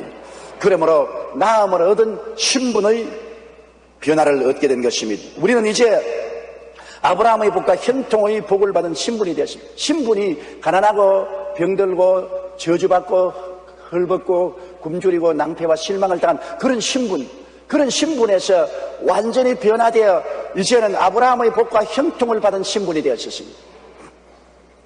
나는 김장한 목사님이 세계 침례교 연맹 총회장이 되셔서 5년여 동안 총회장으로 일하시다가 그것을 마쳤으므로 기념 축하연을 제가 열어드렸는데 놀라운 일은 여러분 생각해보세요. 김장한 목사님이 원래는 시골 가난한 집안에 태어나서 하우스보이로 일했습니다. 미군 천막에 가서 심부름하는 하우스보이로 있다가 미 상사의 총애를 받아 양아들이 돼가지고서 미국으로 건너가서 미국에서 중학교, 고등학교, 대학교, 대학원을 졸업하고 미국 부인하고 결혼해서 한국에 돌아올 때 당당한 선교사로 나오게 됐습니다. 하우스보이의 신분에서 선교사의 신분으로 나오게 되었으니 사람 팔자 정말 달라졌죠. 그래서 그 후에 세계 침례교 연맹 총장이 되었습니다. 세계 침례교 성도들은 1억이 넘습니다. 얼마나 신분상 변화를 가져왔습니까? 이처럼 신분상 변화가 왔다는 것은 완전히 사람이 달라진 것입니다. 옛날 김장한 목사 하우스보이가 아닙니다. 세계적인 인물이 된 것입니다. 이처럼 아브라함의 복과 형통을 받은 신분이라는 것은 여러분 엄청난 신분상 변화인 것입니다. 우리는 저주받고 가난하고 가시와 은극히에 찔리고 뒹굴고 이마에 땀을 흘려 먹고 살던 인생이 이제는 아브라함의 복과 형통의 신분을 받았으니 그 신분대로 우리가 살아야만 되는 것입니다. 고린도후서 8장 9절에 우리 주 예수 그리스도의 은혜를 너희가 알거니와 부유하신 자로서 너희를 위하여 가난하게 되시면 그의 가난함을 인하여 너희로 부유케 하리 하심이라. 갈라디아 3장 9절에 믿음으로 말미암은 자는 믿음이 있는 아브라함과 함께 복을 받느니라. 그 다음에 우리는 부활과 영생과 천국의 신분을 얻게 된 것입니다. 사람이 한 번 나서 죽는 것은 정한이 있지 않습니까? 우리의 영혼이 육체 속에 살다가 육체를 떠날 날이 언제고 우리에겐 다 다가오는 것입니다. 우리는 다 죽음에 이르는 병에 든 사람인 것입니다. 아무도 여기에서 해방될 수는 없습니다. 그런데 우리의 영혼이 육체를 떠날 때 우리들은 천국과 영생을 얻게 될 것이냐, 영원한 지옥의 고통 속에 들어가서 그 고통과 괴로움이 극에 달아서 부자가 아브라함에게 부르짖어 나사로를 식여서 찬물 한 방울 혀를 서늘하게 해달라는 그런 간절한 간구를 하는 처참한 지경에 떨어질 수도 있는 것입니다. 지옥이 얼마나 고통스럽고 얼마나 갈급하고 괴롭기에 물 한 방울입니다. 그것도 물 한 바퀴도 아닌 것입니다. 나사로를 식여서 손가락으로 물 한 방울만 적셔서 혀를 서늘하게 해주시옵소서. 그만큼 고통스럽고 괴로운 곳입니다. 그런 곳에 떨어져야 될 우리가 그리스도로 말미암아 부활과 영생과 천국의 영광스러운 신분을 얻게 된 것입니다. 신분이 얼마나 달라졌습니까? 지옥의 노예에서 영원한 천국의 하나님의 귀동자로 변화되게 된 것입니다. 에베소 2장 4절로 6절에 긍휼에 풍성하신 하나님이 우리를 사랑하신 그 큰 사랑을 인하여 허물로 죽은 우리를 그리스도와 함께 살리셨고 너희가 은혜로 구원을 얻은 것이라 또 함께 일으키사 그리스도 예수 안에서 하늘에 앉혔다고 말씀하고 있는 것입니다. 그러므로 셋째로 우리는 이제 달라진 신분을 따라 살아야 되겠다는 것입니다. 우리는 달라진 신분을 따라 살아야지 예수를 믿고 법적으로 신분이 달라지는데도 불구하고 옛날 아담의 자손 마귀의 노예된 신분 그대로 살아서는 절대로 안 됩니다. 오늘은 많은 예수 믿는 사람들이 예수를 믿었으나 그 신분이 법적으로 달라지는데도 불구하고 달라진 신분을 따라 살지 않고 있는 것입니다. 성경은 하나님께서 우리를 흑암의 권세에서 건져내사 그 사랑의 아들 나라로 옮기셨다고 말씀하는 것입니다. 누구든지 그리스도 안에 있으면 새로운 피조물이라 이전 것은 지나갔으니 보라 새 것이 되었다고 말씀하는 것입니다. 새로운 신분을 얻게 되었으니 새로운 신분을 따라 우리가 살아야만 되는 것입니다. 오늘날 많은 예수 믿는 사람들이 자기의 신분이 어떤 것을 모릅니다. 자기의 정체성이 불확실해서 정체불명의 사람으로 살고 있는 것입니다. 자기가 정체가 누군지 모르니 정체불명의 사람으로 이 땅에서 바람 부는 대로 물결 치는 대로 마귀의 발길에 차이면서 살고 있으니 얼마나 비참합니까? 정체불명한 사람이 아닌 정체가 확실하고 신분이 분명하여 새로운 달라진 신분을 따라 우리는 살아야 되는 것입니다. 그러면 어떻게 할까요? 우리가 새로 달라진 신분을 따라 생각이 달라져야 되는 것입니다. 잠언서 4장 23절에 무릇 지킬 만한 것보다 더욱 내 마음을 지켜라. 생명의 근원이 이에서 남이라고 말씀한 것입니다. 내 생각에 따라 모든 운명이 달라지는데 내 신분이 달라졌은즉 달라진 신분으로 생각해야 되는 것입니다. 시골에서 떼꾸물이 쫄쫄 흐르는 옷을 입고 가난한 집에 처녀로서 물동이이고 왔다 갔다 하는 처녀가 서울에 대갓집에 시집을 와서 비단 옷 입고 호의호식하게 되었으면 신분이 달라졌으니 생각이 달라져야 될 것입니다. 생각이 아직도 시골에 떼꾸물이 흐르는 옷을 입고 물동이이고 오줌동이이고 배추밭에 가서 오줌 주던 그러한 생각을 하면 안 되는 것입니다. 신분이 달라졌으니 생각이 달라져야죠. 여러분의 신분이 달라졌으므로 여러분의 생각이 달라져야 되는 것입니다. 나는 용서받는 의인이 되었다고 생각해야 되는 것입니다. 나는 거룩하고 성령 충만한 사람이 되었다고 생각을 바꿔야 되는 것입니다.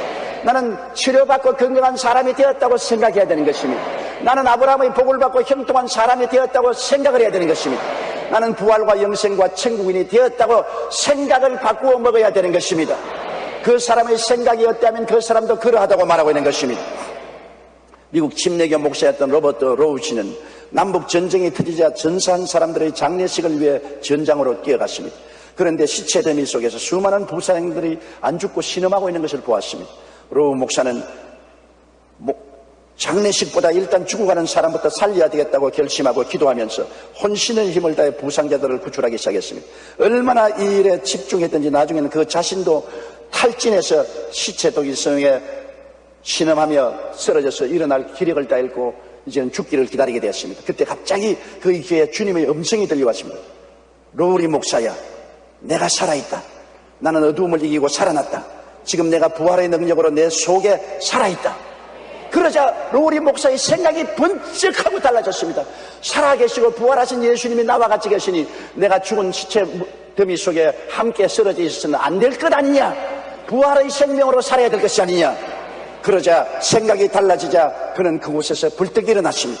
주님의 부활의 능력이 그에게 임하자 죽어가던 로우리 목사가 자리를 박차고 일어나서 그는 그 감격으로 시를 지었습니다.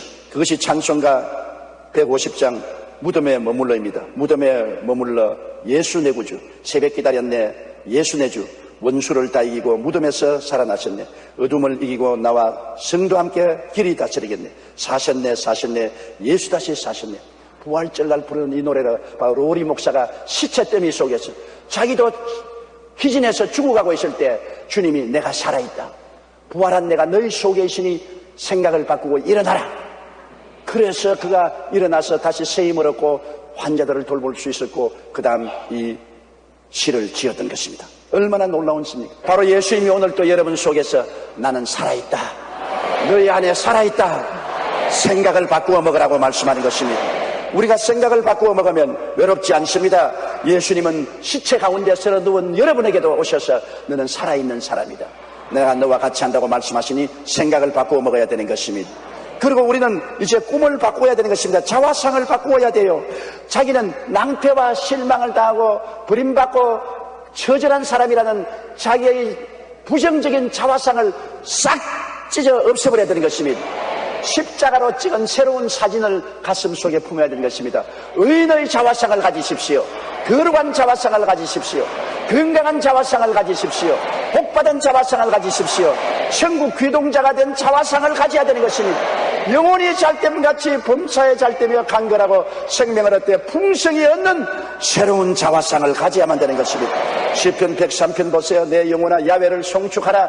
내 영혼아 야훼를 송축하며 그 모든 은택을 잊지 말지어다. 제가 내 모든 죄를 사하시며 내 모든 병을 고치시며 내 생명을 파멸에서 구속하시고 내 소원을 만족케 하사 내 청춘으로 독수리같이 새롭게 한다고 말씀하신 것입니다. 우리는 변화받은 자화상을 가져야만 되는 것입니다. 영국의 에드워드 모르턴은 37세까지 캐비넷 제조공으로 일했던 사람입니다. 그는 37살까지 공장에서 하급 직원으로 일하니까 마음에 열등의식이 꽉 들어차고 불평과 원망이 끊이지 않았습니다. 나는 패배한 인생이다. 나이 37살 될 때까지 직공으로서 이렇게 처참한 생활을 하다니 버림받은 사람이라 그렇게 생각하면서 절망적인 자화상을 가지고 있었습니다. 어느 겨울 그는 런던 거리를 배회하다가 한 교회에 들어갔는데 마치 목사님이 요한복음 3장 거듭나야 된다는 설교를 하고 있습니다. 그 말씀을 듣는 순간 에드워드 모튼은 마음에 나도 거듭나야 하겠다. 강렬한 소원이 생겼습니다. 그래서 하나님 앞에서 문을 열고 예수님 내 속에 들어와서 나를 거듭나게 해주시소. 이 처참한 인생을 벗어나서 새 삶을 살게 하여 주시옵소서. 그는 부르짖었습니다. 그날 이후 에드워드 모튼의 마음속에 예수님이 들어오자 자화상이 달라졌습니다. 소망이 생기고 기쁨이 넘쳐나서 긍정적인 자화상이 들어왔습니다. 나도 복을 받을 수 있다. 나도 승리할 수 있다. 나도 성공할 수 있다는 자화상이 생겨서 하나님 앞에 기뻐하며 기도를 드렸습니다. 그러자 점점 일을 하는 것이 즐거워졌고 고객도 많아지고 수입이 늘어나자 나중에는 그가 일하던 목공소가 그의 소유가 되었습니다. 불평과 원망이 가득했던 제조공이 예수님을 만나 자화상이 달라지자 기쁨과 소망과 사랑으로 넘쳐나고 그 목공소는 굉장히 활발하게 사업이 잘 되는 것입니다. 결국에 그는 성공적인 사업가가 되었습니다. 훗날 그는 예수님의 첫사랑을 기억하면서 감사의 찬송가를 기록했는데 그것이 바로 찬송가 539장입니다. 그리스도 안에서 거듭나서 자화상이 새로워져 하나님 자녀로서 꿈과 믿음을 가지고 새 소망 중에 살아가다가 축복을 받아 이런 찬송가까지 적게 된 것입니다. 그는 그 일생이 그리스도로 말미암아 얼마나 변화되었다는 간증이 이 찬송을 적게 한 것입니다. 예수님을 믿으면 새로운 신분으로 거듭나는 것입니다. 가난과 저주와 원망과 불평에서 벗어나 아브라함의 복과 형통을 이어받은 신분이 되기 때문에 무슨 일을 하든지 기쁨과 감사를 하게 되고 형통하게 되는 것입니다. 그리고 우리는 믿음을 긍정적으로 바꿔야 됩니다. 우리는 늘 부정적인 믿음을 가지지 말아야 됩니다. 나는 못 살 것입니다. 실패할 것이다. 화가 당할 것이다. 낭패할 것이다. 이러한 부정적인 믿음을 가지면 안 되는 것입니다. 사람들은 잘 못 될 것을 자꾸 믿고 있습니다. 잘 될 것을 믿지 않습니다. 안 될 것을 믿고 자꾸 안 될 것을 말하는 것입니다. 여러분, 로마서 10장 17절에는 믿음은 들음에서 나며 들음은 그리스도의 말씀으로 말미암느니라고, 말씀을 늘 읽고 묵상하고 긍정하면 하나님의 믿음을 마음속에 갖게 되는 것입니다. 하나님 속에는 어두움이 없습니다. 부정적인 것이 없습니다. 긍정적이고 창조적이고 생산적인 믿음을 가져야 되는 것입니다. 고린도후서 1장 20절에 하나님의 약속은 얼마든지 그리스도 안에서 이해가 된다고 말했습니다. 마가복음 9장 23절에 믿는 자에게는 능치 못한 일이 없나니라고 말씀하신 것입니다. 믿음이란 것은 운명과 환경을 바꿉니다. 내 환경이 고통스럽고 괴로우니까 믿을 수 없는 것이 아닙니다. 좋을 때 믿는 것은 믿음이 아닙니다. 캄캄할 때 빛이 있을 것을 믿는 것이 믿음이요, 폭풍우가 일어날 때 평안한 날이 올 것을 믿는 것이 믿음이요, 병들었을 때 건강하게 될 것을 믿는 것이 믿음인 것입니다. 제가 오래전에 아르헨티나의 부에노스아이레스에서 성회를 인도한 적이 있는데, 그 성회는 실바소 목사님이 준비한 준비위원장이었습니다. 그가 나를 찾아와서 하는 간증을 듣고 크게 감동을 받고 오늘날도 잊어버리지 않고 있습니다. 원래 실바소 목사님은 은행원이었는데 갑자기 머리부터 발끝까지 온몸이 마비되는 멀티플 시로시스라고 해서 온 전신이 마비되는 병인 것입니다. 점점 얼굴이 마비되더니 나중에는 목으로 내려와서 음식을 씹어서 삼킬 수가 없게 되었습니다. 폐까지 내려오면 횡격막이 마비되어 숨을 못 쉬기 때문에 죽고 마는 것입니다. 굉장히 무서운 병입니다. 그래서 그는 친구들과 함께 일주일 동안 금식하며 기도했습니다. 그리고 나서 차를 타고 교회를 가는데 갑자기 자동차 안에 하나님의 영광이 가득하더랍니다. 그는 하나님을 찬양하며 교회까지 가서 엎드렸는데 하나님께서 이렇게 말씀하십니다. 마음속에서 내가 지금 상처 입은 것은 마귀가 너를 죽이는, 내가 열심히 복음을 전가하고 하나님 나라를 선포하니까 사람이 전쟁에 나가서 일선에서 적군의 총탄에 맞아 부상당하듯이 너는 지금 마귀에게 부상을 당했다. 마귀는 너를 죽이려고 한다. 그러나 내가 낙심하지 않고 계속해서 예수님 이름으로 대적하면 마귀는 쫓겨나갈 것이다. 지금 나의 천사들과 마귀가 너를 두고 공중에서 싸우고 있다. 마치 다니엘 21일 동안 기도할 때 공중에 있는 천사들이 마귀를 이기고 내려온 것처럼 지금 나의 사자들이 너를 위해서 공중에서 마귀와 싸우고 있다. 낙심하지 말고 계속해서 믿고 기도해라. 이렇게 하나님의 음성이 들려오더랍니다. 실바소 목사님은 낙심하지 않고 나는 이미 치료받았다. 건강한 사람이다. 병에서 해방되었다. 제가 채찍에 맞음으로 나음을 입었다. 그렇게 믿음을 선포하고 기도하며 마귀를 대적했습니다. 의사는 석 달밖에 못 산다고 했는데 1년이 지나도록 더 이상 병은 악화되지 않고 일진일퇴하면서 마귀와 싸웠습니다. 하루는 자고 일어났는데 아침에 일어나니까 마비정서가 온데간데 없이 사라졌습니다. 마귀가 쫓겨나간 것입니다. 하나님의 능력이 임하신 것입니다. 그가 예수님 안에서 변화된 신분, 치료받고 병에서 해방된 신분을 주장하며 기도하고 나아가자 병은 떠나가고 승리가 왔던 것입니다. 우리는 이미 예수님 안에서 변화된 신분을 가지고 있습니다. 십자가를 통해서 내가 얼마나 새로운 신분, 새로운 변화된 사람이 된 것을 늘 잊지 말고 기억해야 되는 것입니다. 마귀에게 종로로 갈 필요가 없습니다. 영생 부활의 신분으로 우리는 살아가야 되는 것입니다. 그러므로 신분이 달라지면 말도 달라져야 되는 것입니다. 신분이 달라지는데 왜 말이 안 달라지겠습니까? 촌 사람이여 촌놈 말을 하다가 서울에 올라와서 세련되면 서울 말을 써야 되지 않겠습니까? 신분이 달라지면 말도 달라지는 것입니다. 마태복음 12장 34절에 마음에 가득한 것을 입으로 말한다. 신분이 마음에서 달라지면 입으로 말하는 말도 달라지는 것입니다. 잠언서 6장 2절에 내 입의 말로 내가 얽혔으며 내 입의 말로 인하여 잡히게 되었다고 말했습니다. 잠언서 18장 21절에 죽고 사는 것이 혀의 권세에 달렸느니라고 말했습니다. 잠언서 21장 23절에 입과 혀를 지키는 자는 그 영혼을 환난에서 보존한다고 말하고 있는 것입니다.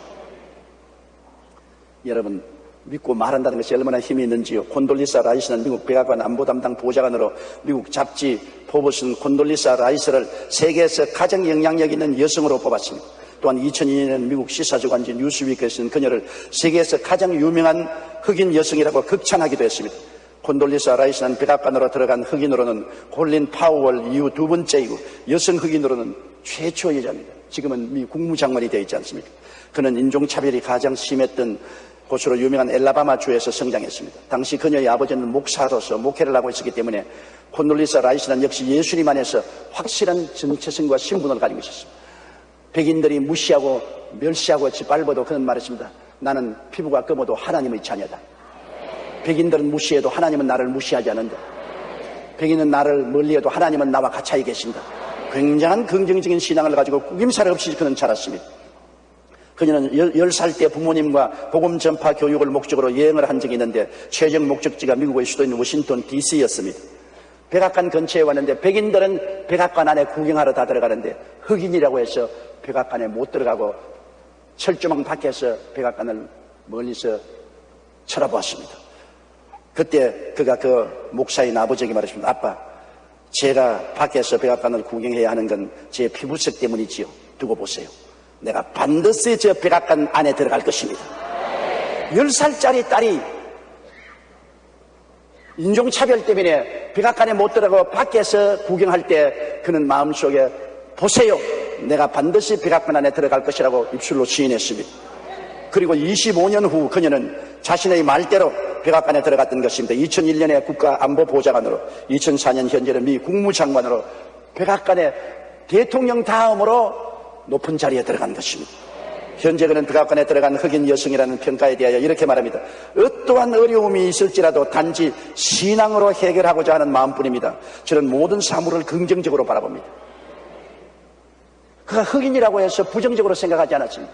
피부 색깔로 말미암아 그 생각이 좌우되지 않았습니다. 모든 것을 하나님의 자녀라는 확실한 신분과 정체성을 가지고 하나님 품 안에서 생각을 했기 때문에 열등의식도 좌절감도 없고 모든 환경을 극복하고 그의 말한 대로 이루어졌던 것입니다. 우리가 그리스도 안에서 새로운 신분이 되었다면 마땅히 우리의 믿음과 말은 긍정적으로 바꿔야 되는 것입니다. 달라진 신분대로 살아가면서 말해야 되지 않겠습니까? 이 되뇌 학자들은 뇌세포의 98%가 우리 말의 지배를 받는다고 말합니다. 말에는 행동을 유발하는 힘이 있다고도 합니다. 즉 우리 말이 뇌세포에 전달되면 뇌는 척추신경을 지배해서 행동으로 나타나게 되는 것입니다. 그러므로 우리가 무엇을 말하는가에 따라서 우리의 오장육부 사지 백체도 영향력을 받고 우리의 행동도 영향력을 받는다는 것입니다. 어떤 말을 사용하느냐에 따라 삶이 달라집니다. 그렇기 때문에 예수 안에서 부활한 신분을 가지고 있는 우리들은 그에 합당한 긍정적이고 적극적인 말을 사용해야 되는 것입니다. 우리나라 역사극을 보면 양반과 노비의 말투가 확실히 다른 것을 알 수 있습니다. 대개 양반은 여봐라 누가 있냐 이리 오너라 물 좀 가져오너라 양반의 말투로 말합니다. 그런데 노비는 정반대로 예 주인님 소인 대령했습니다 이렇게 노비의 말투로 대답하면 말에 따라서 허리도 다 굽신굽신합니다. 만약 양반이 노비를 보고 어서 옵쇼 이렇게 인사하고 노비가 양반에게 수했으니 가보게 그렇게 말한다고 하면 여러분 어떻게 했습니까? 참으로 이상한 장면이 될 것입니다. 왜 그렇습니까? 이들의 신분이 다르기 때문인 것입니다. 양반은 양반 신분을 가지기 때문에 양반처럼 말하고 노비는 노비의 신분을 가지기 때문에 노비식으로 말을 하는 것입니다. 우리는 예수 안에서 부활한 신분으로 새롭게 태어난 자들이요 하나님의 아들이니 죄의 종로로 닫은 시절에 쓰는 부정적인 소극적인 말을 버려야만 하는 것입니다. 신분에 합당한 적극적이고 긍정적이고 창조적이며 고상하고 승리하는 말을 해야만 하는 것입니다.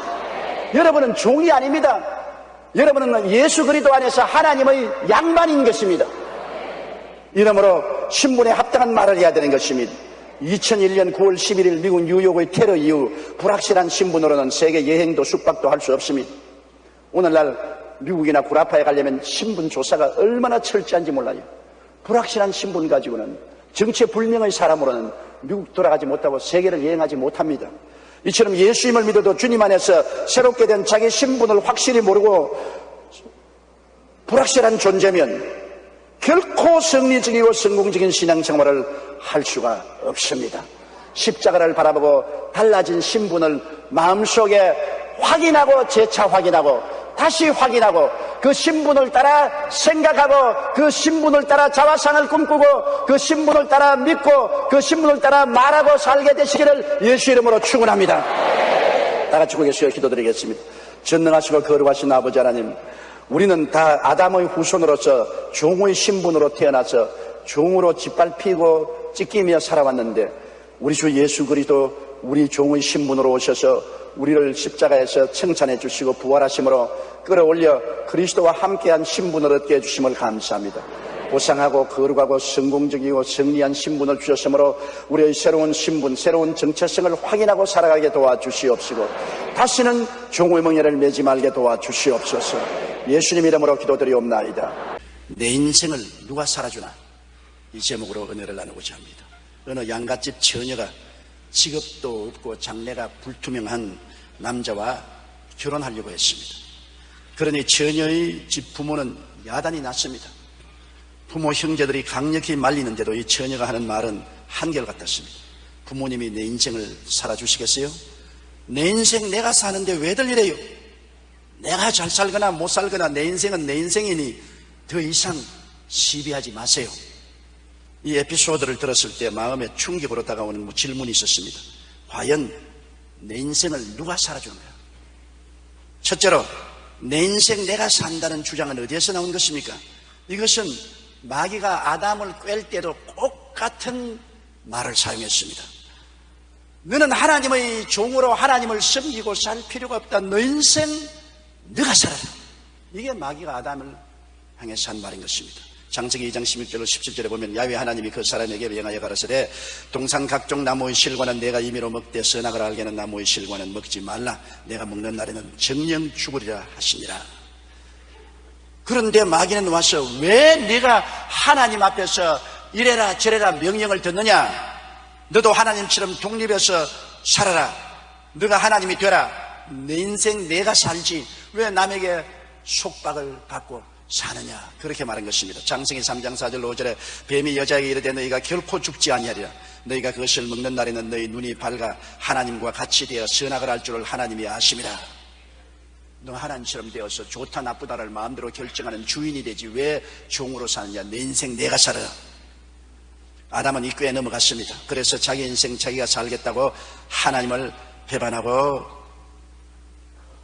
나오자 에덴에서 추방되고 그 이후에 환경과 저주, 수고와 죽음이 뒤따르게 된 것입니다. 마귀가 예수님을 시험할 때도 똑같은 말로 시험했습니다. 너가 하나님의 아들이니 하나님과 동등하지 않느냐? 내 마음대로 내 인생 내 뜻대로 살아라. 하나님께 이래라 저래라 하지 못하게 하라. 예수님이 40주 40년 금식하고 줄이실 때 마귀가 와서 돌을 떡으로 만들어 먹어라. 내 인생 내가 살아라.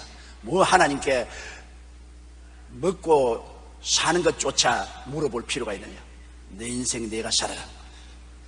그때 예수께서 마태복음 4장 4절에 예수께서 대답하여 가라사대 기록되었을 때 사람이 떡으로만 살 것이 아니요 하나님의 입으로 나오는 모든 말씀으로 살 것이라 하였느니라.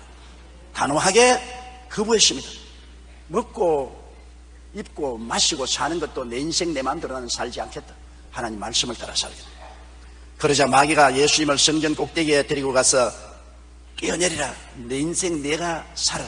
저 밑에 있는 수많은 사람들이 내가 뛰어내릴 때 발이 돌에 부딪히지 않고 사뿐히 내리면 박수를 치고 너에게 명예와 존귀와 영광을 돌릴 거라니까. 내 인생 내가 살아라. 그럴 때 예수는 마태복음 4장 10절에 예수께서 이르시되 또 기록되었으되 주 너희 하나님을 시험치 말라 하였느니라. 단호하게 내 인생 내가 살지 않겠다는 것입니다. 그러자 마귀는 예수님을 높은 산에 데리고 가서 천하 만국의 영광을 보이고 가라되 내가 내게 절하면 이 천하 만국의 영광을 내게 주겠다. 내 인생 내가 살아라. 천하 만국의 부귀 영화 공명을 다 취해서 당당하게 살지 뭘 하나님에게 엎드려 굴복해서 종같이 사느냐. 그때 마태복음 4장 10절에 이에 예수께서 말씀하실 때 사탄아 물러가라. 기록되었을 때 주 너희 하나님께 경배하고 다만 그를 섬기라. 나는 내 인생 내가 사는 것이 아니라 하나님을 경배하고 하나님을 섬기기 위해서 산다. 예수님은 끝까지 내 인생은 하나님의 것이라고 고백했습니다. 요한복음 8장 29절에 나를 보내시니까 나와 함께 하시도다. 내가 항상 그의 기뻐하시는 일을 행함으로 나를 혼자 두지 아니하셨느니라고 그는 고백했습니다. 마귀가 시키는 대로 내 인생 내가 살면 내가 모든 삶의 책임을 걸머져야 됩니다. 내가 인생의 주인이니 무엇을 먹을까, 무엇을 입을까, 무엇을 마실까를 내가 책임져야 되고, 내 인생의 일과 내 인생의 짐을 내가 걸머져야 됩니다. 내가 주인이니까, 내 인생 내가 사니까 내가 책임져야죠. 그런데 내 인생 내가 살면 내가 마귀를 이길 수 있느냐? 마귀를 이길 수 없습니다. 하나님을 떠나서 내 인생 내가 살겠다고 나오자마자 마귀의 종이 되어버리고 마는 것입니다. 그리고 이 세상의 좌절과 절망 가운데 살게 되는 것입니다. 육체의 욕망과 탐심과 세속의 종이 되고 이를 벗어나지 못합니다. 내 인생 내가 살겠다면 목에 마귀가 무거운 멍에를 걸어서 끌고 다닙니다. 그것은 죄와 세속과 탐욕과 고통인 것입니다. 에베소 2장 1절로 3절에 너희 허물과 죄로 죽었던 너희를 살리셨다. 그때 너희가 그 가운데 행하여 이 세상 풍속을 쫓고 공중의 권세 잡은 자를 따랐으니 곧 지금 불순종의 아들들 가운데 역사하는 영이라. 전에는 우리도 다 그 가운데 우리 육체의 욕심을 따라 지내며 육체와 마음의 원하는 것을 하여 다른 이들과 같이 본질상 진노의 자녀였다고 말했습니다. 왜? 내 인생 내가 사니까 마귀에게 잡혀서 죄의 멍에를 걸머쥐고 육신의 정욕, 안목의 정욕, 이 세상 자랑을 따라 노예 생활을 하고 온 것입니다.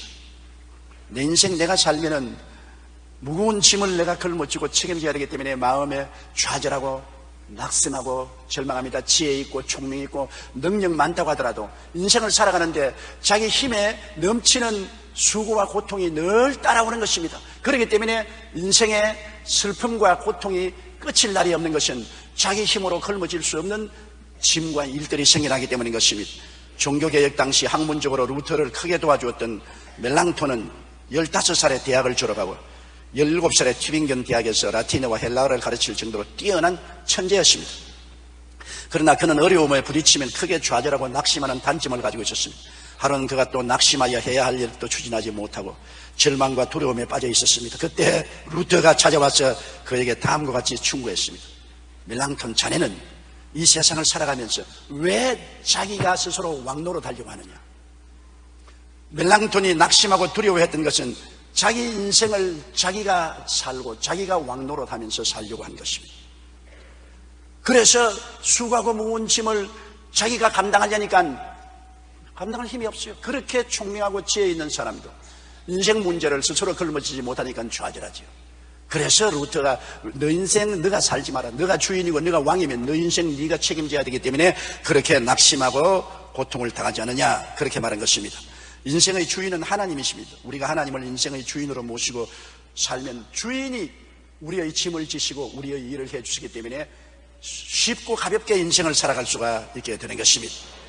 우리가 우리의 인생을 우리 힘으로 살고 우리가 주인 되어 살면 악한 꾀, 죄, 교만의 노예, 무거운 짐, 허무와 낭패를 모두 다 감당을 할 수가 없습니다.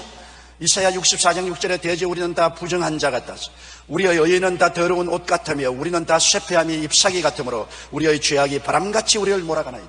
가을에 바람이 불면 낙엽이 떨어져서 싹 밀려가듯이 이사야는 말하기를 우리는 다 쇠폐한 나무 잎사귀같이 죄의 바람이 불면 한 사람 남김없이 다 밀려간다고 말하는 것입니다. 왜? 우리 힘으로 죄를 감당할 수 없고 교만과 세상의 무거운 짐과 낭패와 실망을 감당할 수 없기 때문인 것입니다. 그렇기 때문에 로마서 7장 24절에 바울은 말하기를 오라 나는 곤고한 사람이로다. 이 사망의 몸에서 누가 나를 건져내랴. 자기가 인생 주인이 되면은 다가오는 허무와 절망을 극복할 수가 없습니다. 20세기 로큰롤의 황제라 불리던 엘비스 프레슬리는 지금도 많은 사람에게 동경의 대상이 됩니다. 생전에 그는 무대에 쓸 때마다 많은 팬들의 열광적인 환호를 받았으며 총 10억 장 이상의 앨범을 판매하고 147곡이나 히트시켜 70억 달러의 돈을 벌었습니다. 천문학적인 수의 돈이기 때문에 입이 딱 벌어져서 계산도 못하겠습니다. 그러나 그의 마지막은 초라하기 짝이 없었습니다. 그는 단지 200만 달러의 재산을 남긴 채 실패한 결혼으로 인한 외로움과 슬픔을 이기지 못하고 결국 약물 중독으로 사망하고 말았습니다. 세상적인 조건으로 부와 인기의 최고의 자리에 올랐던 엘비스 프레슬리였지만 실상은 공허와 외로움으로 비참하게 인생을 마감하고 마는 것입니다. 왜냐하면 하나님을 떠나 자기가 인생의 주인이 되는 삶은 이와 같이 결국 절망과 허무와 무의미에 짓눌려서 이겨내지 못하는 것입니다. 결국 엘비스 프레슬리와 같은 약물 중독으로 죽지는 않을지라도 모든 사람은 가슴 속에 허무와 무의미의 텅 빈 가슴을 안고 인생을 끝마치고 마는 것입니다. 하나님이 주인이 안 되고 자기가 주인이 되니까 인생의 의미를 자기가 만들 수 없습니다. 어디서 와서 왜 살며 어디로 가는지를 스스로가 만들 수가 없습니다. 길 잃어버린 사람, 버림받은 사람, 공허한 사람이 되고 마는 것입니다. 그뿐 아니라 하나님을 떠나서 자기가 주인 노릇하면 결과에는 자기의 삶의 모든 결과의 책임을 져야 됩니다. 하나님의 진노의 표적이 되고 현재와 미래의 심판을 받게 되는 것입니다. 영원한 지옥의 심판을 받죠. 자기가 주인이니 자기가 자기를 책임져야 되지 않습니까? 요한복음 8장 24절에 너희가 만일 내가 그인 줄 믿지 아니하면 너희 죄 가운데 죽으리라고 말했습니다. 요한계시록 21장 8절에 그러나 두려워하는 자들과 믿지 아니한 자들과 흉악한 자들과 살인자들과 행음자들과 술객들과 우상숭배자들과 모든 거짓말하는 자들은 불과 유황으로 타는 못에 참여하리니 이것이 둘째 사망이라. 자기 인생 자기가 책임진 사람은 이 책임을 지고 하나님 앞에 마지막 심판을 받아야 됩니다.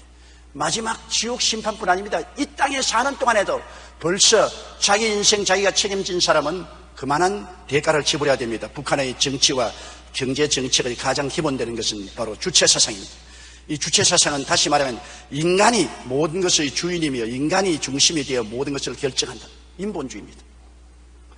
북한 측에서는 이 주체사상을 통해 각자가 주인의식을 갖고 계획을 해나가기 때문에 외부의 어떤 원조 없이 스스로 자립할 수 있다고 주장합니다. 그러나 얼핏 들으면 그럴듯하지만 그 결과는 어떻습니까? 경제는 피폐할 대로 피폐해져서 세계 최빈국 중의 하나로 전락하고 한 조사에 의하면 1995년에서 1998년 사이에 무려 350만 명이나 되는 북한 동포가 굶어 죽었다고 합니다. 그것은 사람법인 좋은법 2004년 2월의 잡지에 나온 글입니다. 북한이 하나님을 떠나서 인간의 힘으로 살아보겠다는 주체사상을 주장한 결과 나라 전체가 가난에 꽉 들어차서 국제사회가 도와주지 않으면 굶어 죽을 수밖에 없는 비참한 지경까지 이르게 된 것을 우리는 눈앞에서 보고 있는 것입니다. 인간 스스로 삶의 주체가 될 때 이런 비극을 피할 수가 없는 것입니다. 오늘날 내 인생 내가 산다는 것은 마귀의 논리입니다. 마귀는 겉은 번지르르 하지만 속은 도적질하고 죽이고 멸망시키는 것뿐입니다. 우리 인생은 내 인생 내가 살도록 되어 있지 않습니다. 아담은 속았지만 예수님은 속지 않았습니다. 둘째로 우리는 내 인생 하나님과 더불어 산다고 하는 사람 많습니다. 예수 믿는 사람, 아직 성장하지 못한 사람은 하나님과 더불어 산다. 하나님 앞에서 자기의 주체를 양보하지 않습니다. 정말 하나님과 더불어 살 수 있습니까? 하나님과 나와 동등한 위치에서 더불어 산다면 모든 것을 하나님이 우리하고 의논해야 되시고, 하나님이 원하더라도 우리가 원치 않으면 안 해요, 못 해요. 우리가 원치 않으면 안 따라가요, 순종할 수 없어요. 끝없는 하나님과의 경쟁 상태에 놓이게 되고 긴장 관계에 놓이게 되는 것입니다. 하나님과 우리가 어떻게 함께 더불어 삽니까? 더불어 살지 못합니다. 부부는 더불어 살아요. 남편과 아내는 서로 더불어 살면서 남편과 아내가 이해하고 동정하고 사랑하고 인내하고 대화하고 타협하면서 더불어 삽니다. 그런데 그 더불어 사는 것이 안 되기 때문에 근 50%의 결혼한 가정이 깨어지지 않습니까? 의견이 맞지 않기 때문에 서로 보조를 못 맞춥니다.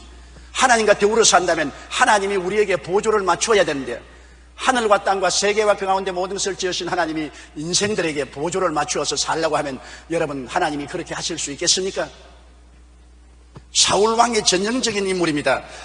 사울왕은 하나님의 택하심을 받아 이스라엘 백성 가운데 초대왕으로서 기름 부음을 받았습니다. 사울왕은 하나님을 믿고 하나님을 사랑한다고 한 사람입니다. 하나님도 사울을 이스라엘 백성 가운데 초대왕으로 선택해서 기름을 부었습니다. 그러나 사울왕은 언제나 하나님과 더불어 살지 하나님께 복종해서 사는 사람이 아니었습니다. 나는 하나님과 더불어 산다.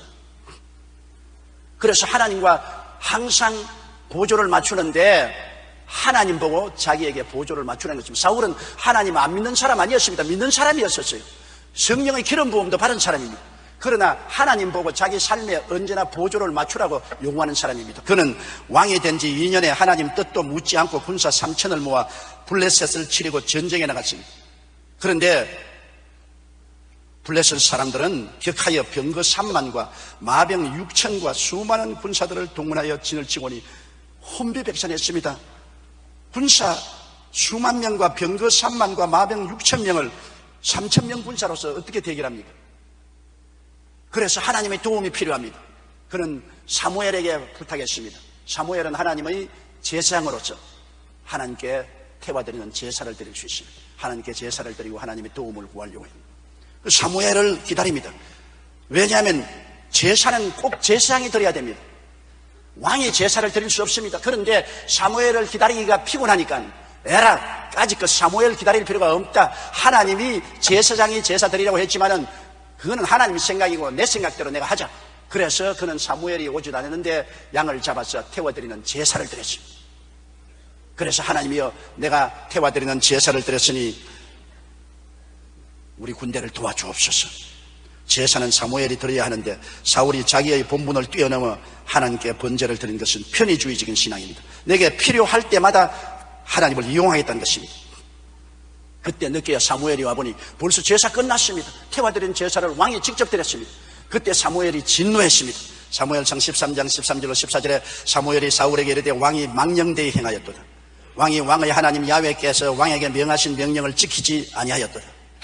그리하였다면 야훼께서 이스라엘 위에 왕의 나라를 영영히 세우셨을 것이오늘 지금은 왕의 나라가 길지 못할 것이라. 야훼께서 왕에게 명하신 바를 왕이 지키지 아니하였으므로 야훼께서 그 마음에 맞는 사람을 구하여 그 백성의 지도자를 삼으려고 하시었다. 굉장히 사무엘이 화를 냈습니다. 여기에서 바로 사울이 한 것은 인본주의적인 신앙입니다. 내가 편한 대로 하나님을 믿지, 하나님 명령에 순종해서 믿을 것이 뭐냐? 하나님과 더불어 살기 때문에 하나님이 내게 보조를 맞춰야 됩니다. 그 다음 또다시 나타난 인본주의적 신앙을 보십시오. 하나님이 사무엘을 통해서 사울에게 이렇게 말했습니다. 사무엘상 15장 2절로 3절에 만군의 야훼께서 이같이 말씀하시기를 아말렉이 이스라엘에 행한 일 곧 애굽에서 나올 때 길에서 대적한 일을 내가 추억하노니 지금 가서 아말렉을 쳐서 그들의 모든 소유를 남기지 말고 진멸하되 남녀와 소아와 젖먹이는 아이와 우양과 약대와 나귀를 죽이라 하시는 아말렉을 전멸하고 실을 말리라고 말했었습니다. 그런데 사울이 또 편의주의를 했습니다. 그가 나가서 하나님의 도움으로 아말렉을 쳤는데 내 공로를 세우기 위해서 다 죽일 겁니다. 아각 왕을 잡아서 당당하게 포로 행렬을 끌고서 가면 내가 영광을 받을 거거든요. 그리고 왜 다 진멸할 거냐? 이 소와 살찐 양들이 얼마나 많은고 이걸 왜 죽여버리겠냐? 이거 우리 전리품으로 가져가서 군사들도 나누고 그렇게 하는 게 좋겠다. 하나님 생각이 아니고 자기 생각대로 하나님이 내게 보조 맞추세요. 그래서 그는 아말렉을 치되 아각 왕을 살려놓고 그의 모든 소와 말과 양과 염소를 좋은 것은 다 전리품으로 잡았습니다. 사무엘상 15장 19절에 사무엘이 사울을 찾아가서 말했습니다. 어찌하여 왕이 야훼의 목소리를 청종치 아니하고 탈취하게 하면 급하여 야훼의 악하게 여기시는 것을 행하였나이까? 사무엘이 가로되 야훼께서 번제와 다른 제사를 그 목소리 순종하는 것을 좋아하신 것이 좋아하시겠나이까?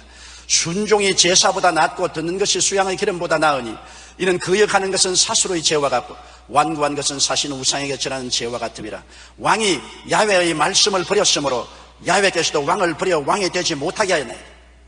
그러한 말이 아니요, 이 양이나 소를 가지고 가는 것은 우리만 취하려는 것이 아니라 하나님께 제사 드리려고 합니다. 그러니까 하나님의 종 사무엘이 진노하죠. 왕이 하나님이 번제와 다른 제사 그 목소리 순종하는 것을 좋아하신 것이 좋아하겠나이까? 순종하는 것이 제사보다 낫고 듣는 것이 수양의 기름보다 낫다. 하나님 말씀을 버리면 제사고 뭐고 아무 소용없다.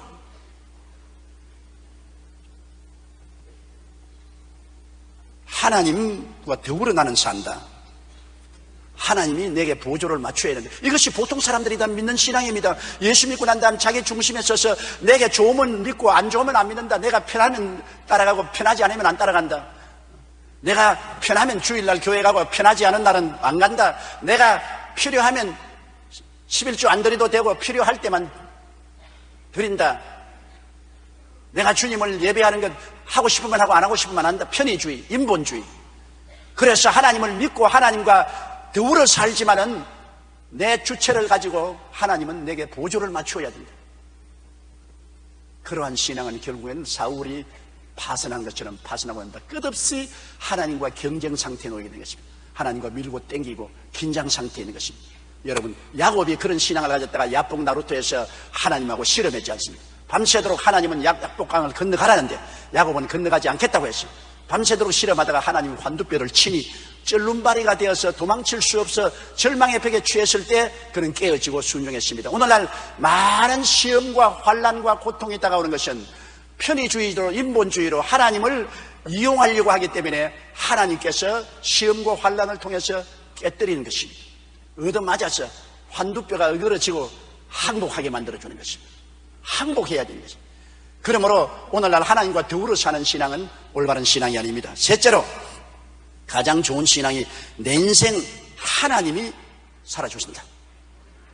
따라 말씀, 내 인생 내가 사는 것이 아니요, 내 인생 하나님과 더불어 사는 것이 아니요, 내 인생 하나님이 살아주신다. 하나님 앞에서 자기를 완전히 비워버리고 하나님을 전적으로 주인으로 모시고 순종하고 믿고 의지하며 섬길 때 하나님이 우리 인생을 살아주시는 것입니다. 갈라디아서 2장 20절은 바로 바울 선생의 그와 같은 고백입니다. 우리 다시 한번 소리내어 읽으십시다. 내가 그리스도와 함께 십자가에 못 박혔나니 그런즉 이제는 내가 산 것이 아니요 오직 내 안에 그리스도께서 사신 것이라. 이제 내가 육체 가운데 사는 것은 나를 사랑하사 나를 위하여 자기 몸을 버리신 하나님의 아들을 믿는 믿음 안에서 사는 것이라. 이제 완전히 주님이 우리 주인이 되고 우리는 주님을 복종하고 믿고 의지하고 섬기기 위해서 살게 되니까 이제 우리의 주인이 우리의 인생을 살아주는 것입니다. 그러므로 마태복음 6장 31절로 33절에 염려하여 이르기를 무엇을 먹을까 무엇을 마실까 무엇을 입을까 하지 말라. 이는 다 이방인들이 구하는 것이라. 너희 천부께서 이 모든 것이 너희에게 있어야 할 줄을 아시느니라. 너희는 먼저 그의 나라와 그의 일을 구하라. 그리하면 이 모든 것을 너희에게 더하시리라. 내가 하나님을 주인 삼고 그 의와 그 나라를 구하고 살면 하나님이 책임져 주시는 인생을 사는 것입니다. 로마서 8장 31절로 32절에 하나님이 우리를 위하시면 누가 우리를 대적하리. 자기 아들을 아끼지 아니하시고 우리 모든 사람을 위하여 내어주시니가 어찌 그 아들과 함께 모든 것을 우리에게 은사로 주지 아니하시겠느냐.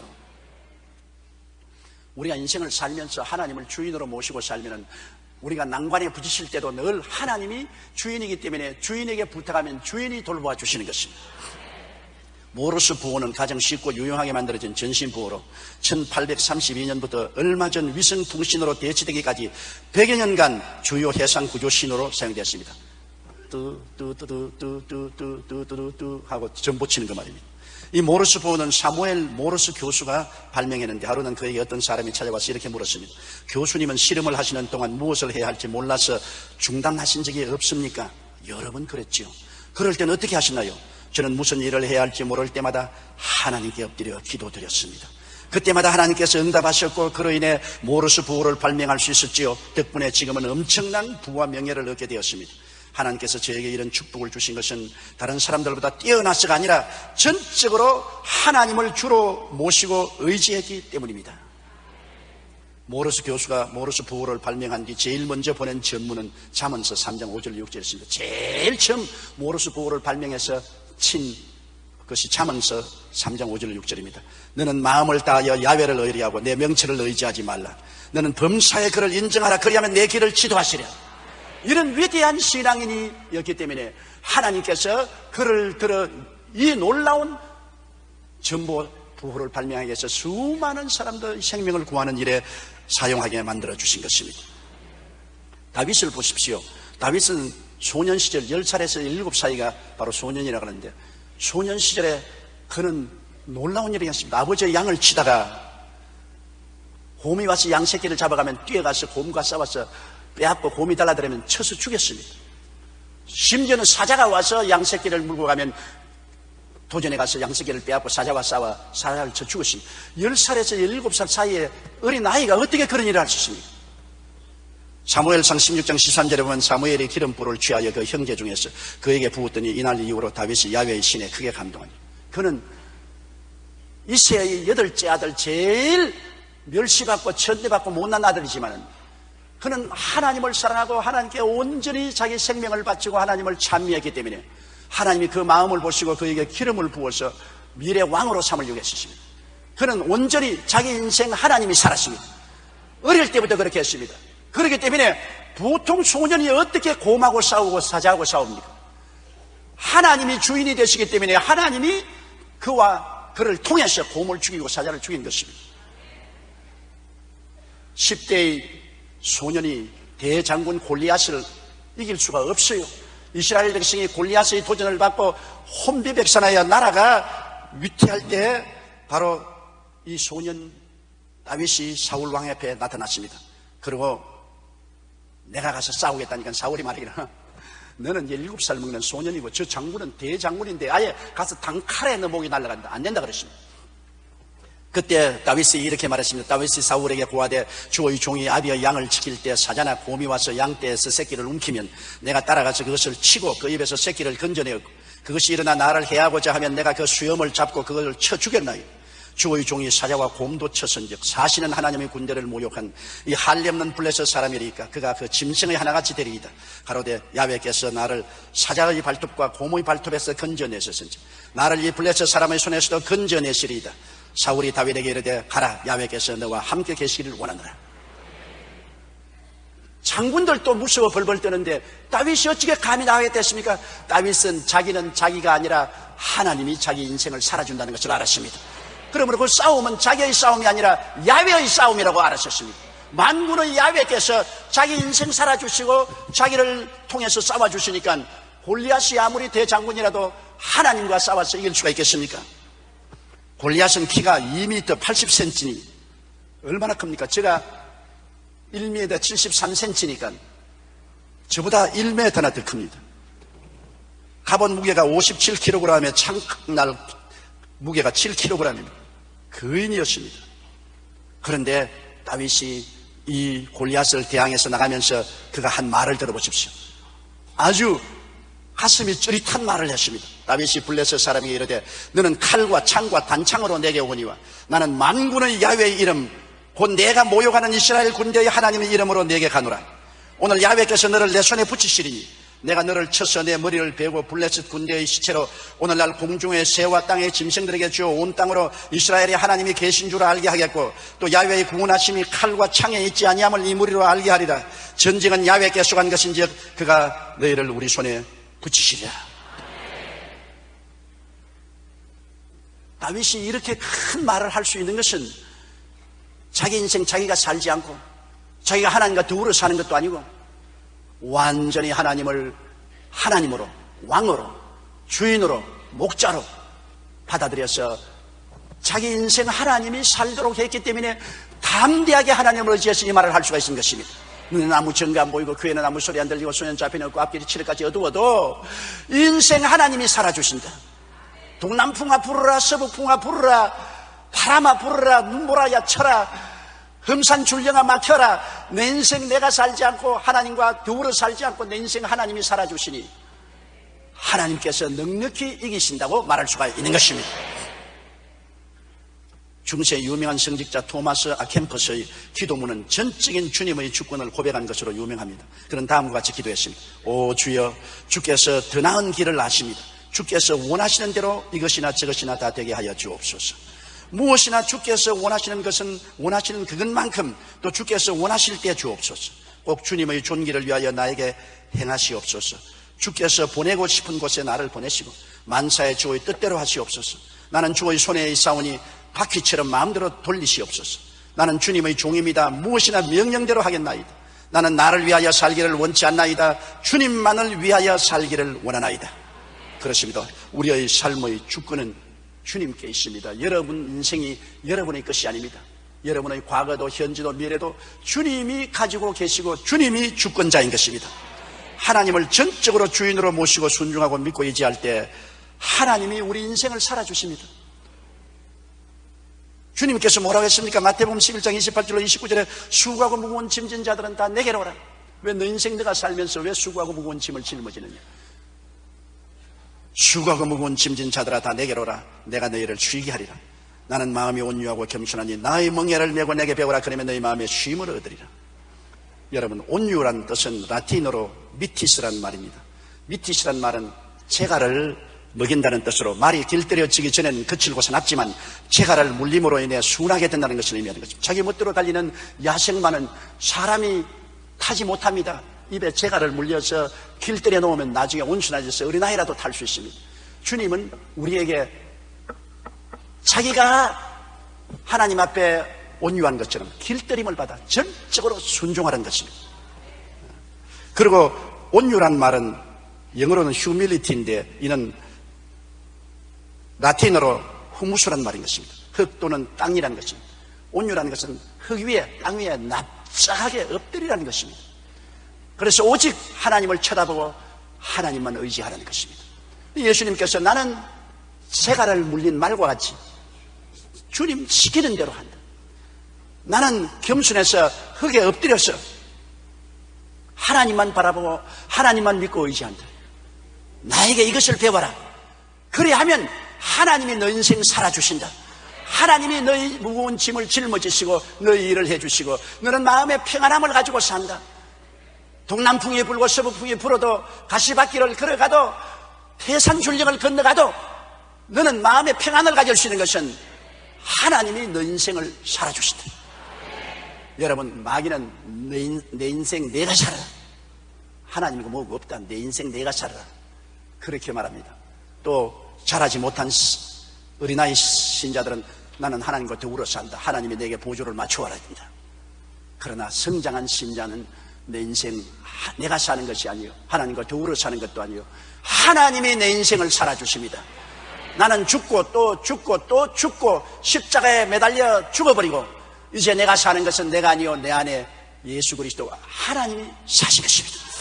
하나님께 절대 복종하고 하나님을 믿고 의지하고 하나님을 섬기기 위해서 삽니다.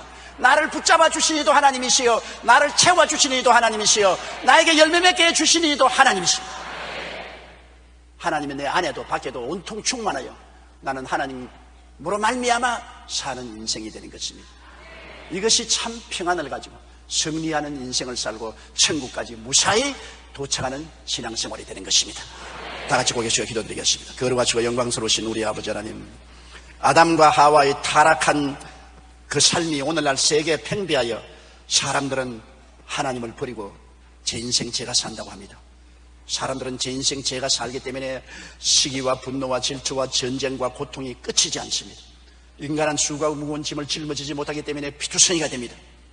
아버지여, 또 많은 신자들이 시험을 당하고 고통을 당하고 매를 맞고 부러지고 하는 이유는 내 인생 하나님과 더불어 산다고 하나님 보고 자기 삶의 발걸음에 보조를 맞추러 가면 하나님으로부터 매를 맞고 있습니다. 아버지여, 예수님을 배우게 하여 주시옵소서. 온유한 마음으로 입에 자갈을 물고 절대로 순종하고 겸손한 마음으로 땅 위에 몸을 엎드려서 믿고 의지하고 순종하여 살아서 하나님이 우리의 하나님이 되시고 왕이 되시고 주인이 되시고 목자가 되셔서 우리 인생을 살아주게 하여 주시옵소서. 예수님 이름으로 기도드리옵나이다.